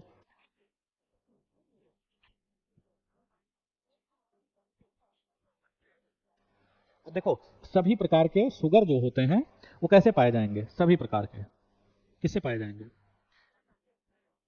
प्लांट से पाए जाएंगे। सभी प्रकार के शुगर प्लांट से पाए जाएंगे। जैसे सुक्रोज, सुक्रोज किससे पाया जाता है, शुगर के केन से। फ्रक्टोज फ्रूट शुगर है, फ्रूट से पाया जाएगा, ठीक है। एक शुगर है जो एनिमल से पाया जाएगा, कौन सा है, लैक्टोज, ठीक है। हाँ, तो हमने क्या बताया, शुगर जो है किससे पाए जाते हैं, प्लांट से सामान्यतः। सिर्फ कौन सा है जो एनिमल से पाया जाएगा, तो लैक्टोज। इसको क्या कहा जाएगा, लैक्टोज को क्या कहा जाएगा, शुगर, पहले हेडिंग डालिए, ऑल शुगर, सभी प्रकार के sugar obtain from plant except, except कौन सा है, लैक्टोज, लैक्टोज को छोड़ के। इसको क्या कहा जाएगा, मिल्क शुगर, इसको क्या कहा जाएगा, मिल्क शुगर। सुक्रोज कहाँ पाया जाएगा, दूसरा शुगर कौन होगा, सुक्रोज होगा। सुक्रोज प्लांट से पाया जाएगा ना, सुक्रोज कहाँ से पाया जाएगा, केन से, गन्ने से पाया जाएगा सुक्रोज, नोट करते चलना सब। सुक्रोज गन्ने से पाया जाएगा, इसको क्या कहा जाएगा, केन शुगर इसको कहा जाता है। सुक्रोज को क्या कहा जाएगा, केन शुगर, या एक नाम इसको और देंगे, टेबल शुगर, टेबल TABLE,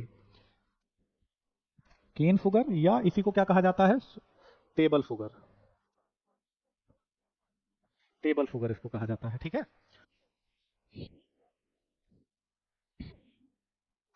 एक इंडियन शुगर जो है, देखो शुगर कहाँ से प्राप्त होता है, किससे प्राप्त होगा, प्लांट से। प्लांट कौन, शुगर केन।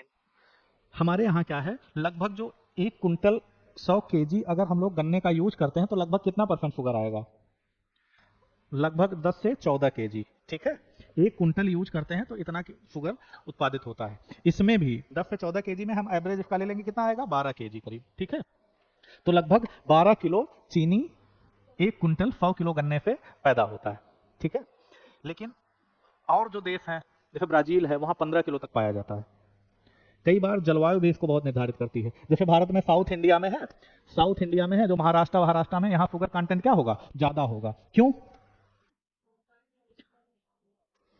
क्यों यहाँ ज्यादा होगा शुगर? क्योंकि यहाँ क्या हो रहा है, समुद्र है ना, तो मॉइस्चर बना रहता है। यहाँ समकारी प्रभाव या मॉइस्चर बने रहने के कारण, मॉइस्चर आपने सुना होगा मुंबई में लोग कहते हैं कि बहुत ज्यादा ठंडी नहीं होती, बहुत ज्यादा गर्मी भी नहीं पड़ती। ऐसा क्यों? समुद्री प्रभाव है। हवाएं चलेंगी तो क्या होगा, मॉइस्चर आएगा, तो हमारे दिन भर टेम्परेचर चेंज होता रहता है स्थल सागर का। एक बार जो है स्थल से सागर की तरफ, एक बार सागर से स्थल की तरफ हवाएं चलती रहती है, मॉइस्चर कंटेंट होता है। तो पहली बात, गन्ने सूखते नहीं है, तो कंटेंट क्या हो जाएगा, शुगर का ज्यादा हो जाएगा, ठीक है। यहाँ तो कोई डाउट? तो यहाँ शुगर क्या हो जाएगा, गन्ने सूखेंगे नहीं तो मॉइस्चर ज्यादा होगा, गन्ने सूखेंगे नहीं तो जो फ्रुक्टोज कंटेंट होगा वो ज्यादा हो जाएगा। अब तीसरा, स्टार्च। स्टार्च क्या है, छोटा सा लिखिए, स्टार्च।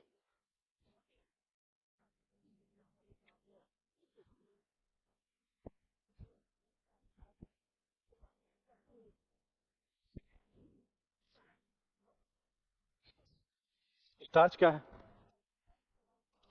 स्टार्च क्या है? स्टोर्ड फूड मटेरियल है ना, कहाँ, प्लांट में। स्टोर्ड, संग्रहित भोज्य पदार्थ है प्लांट का। Stored food material of plant, plant का स्टोरेज फूड मटेरियल क्या है, स्टार्च है।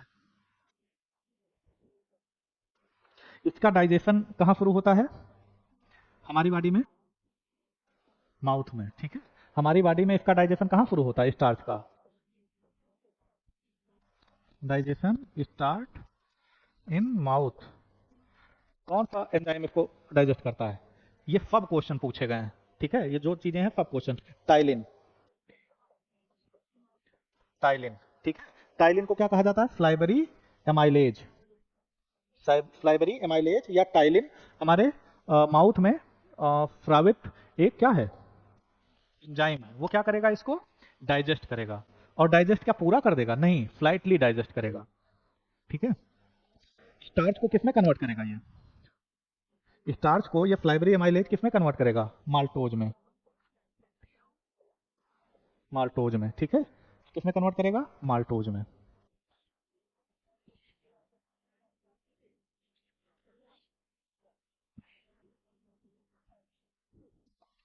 यहां तक कोई डाउट? इसको किसमें, टाइलिन क्या करेगा, स्टार्च को किसमें कन्वर्ट करेगा, माल्टोज में। तो उसको क्या कहा जाएगा, ये माउथ में जो डाइजेशन होता है, स्टार्च किसमें कन्वर्ट हो गया, माल्टोज में, ठीक है। ठीक है, इसके बाद कल, ठीक है, कल इसको कंटिन्यू करते हैं। कोई डाउट अगर हो तो बताइए आप लोग, समझ में आ रहा है कि नहीं, कोई डाउट, ज्यादा डेप्थ तो नहीं हो रहा है? देखिए क्वेश्चन हम बताते चले कहां से क्या पूछा गया है, ठीक है। तो उस पर आप लोग अंडरलाइन जरूर करिएगा उसको, और वो आपको देखते चलना है। कुछ क्वेश्चन जो पूछा गया था वो मैं बताता हूं आप लोगों को।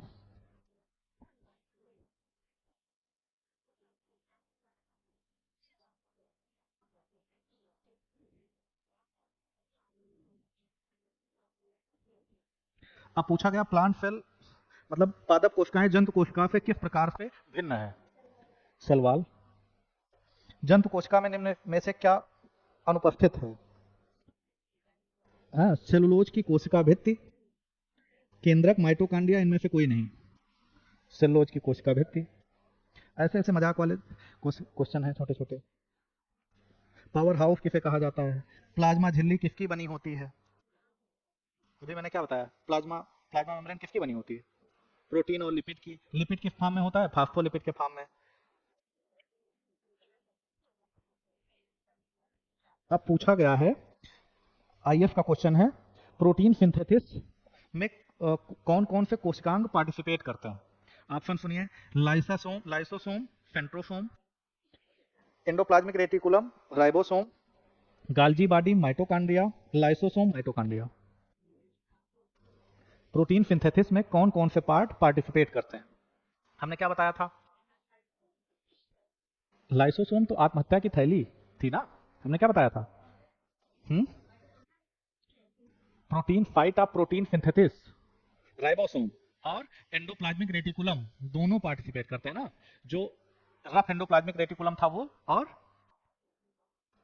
राइबोसोम, ठीक है। तो ऐसे ऐसे क्वेश्चन पूछे गए हैं, जो थोड़ा सा दिमाग लगाएंगे तो आप कर ले जाएंगे।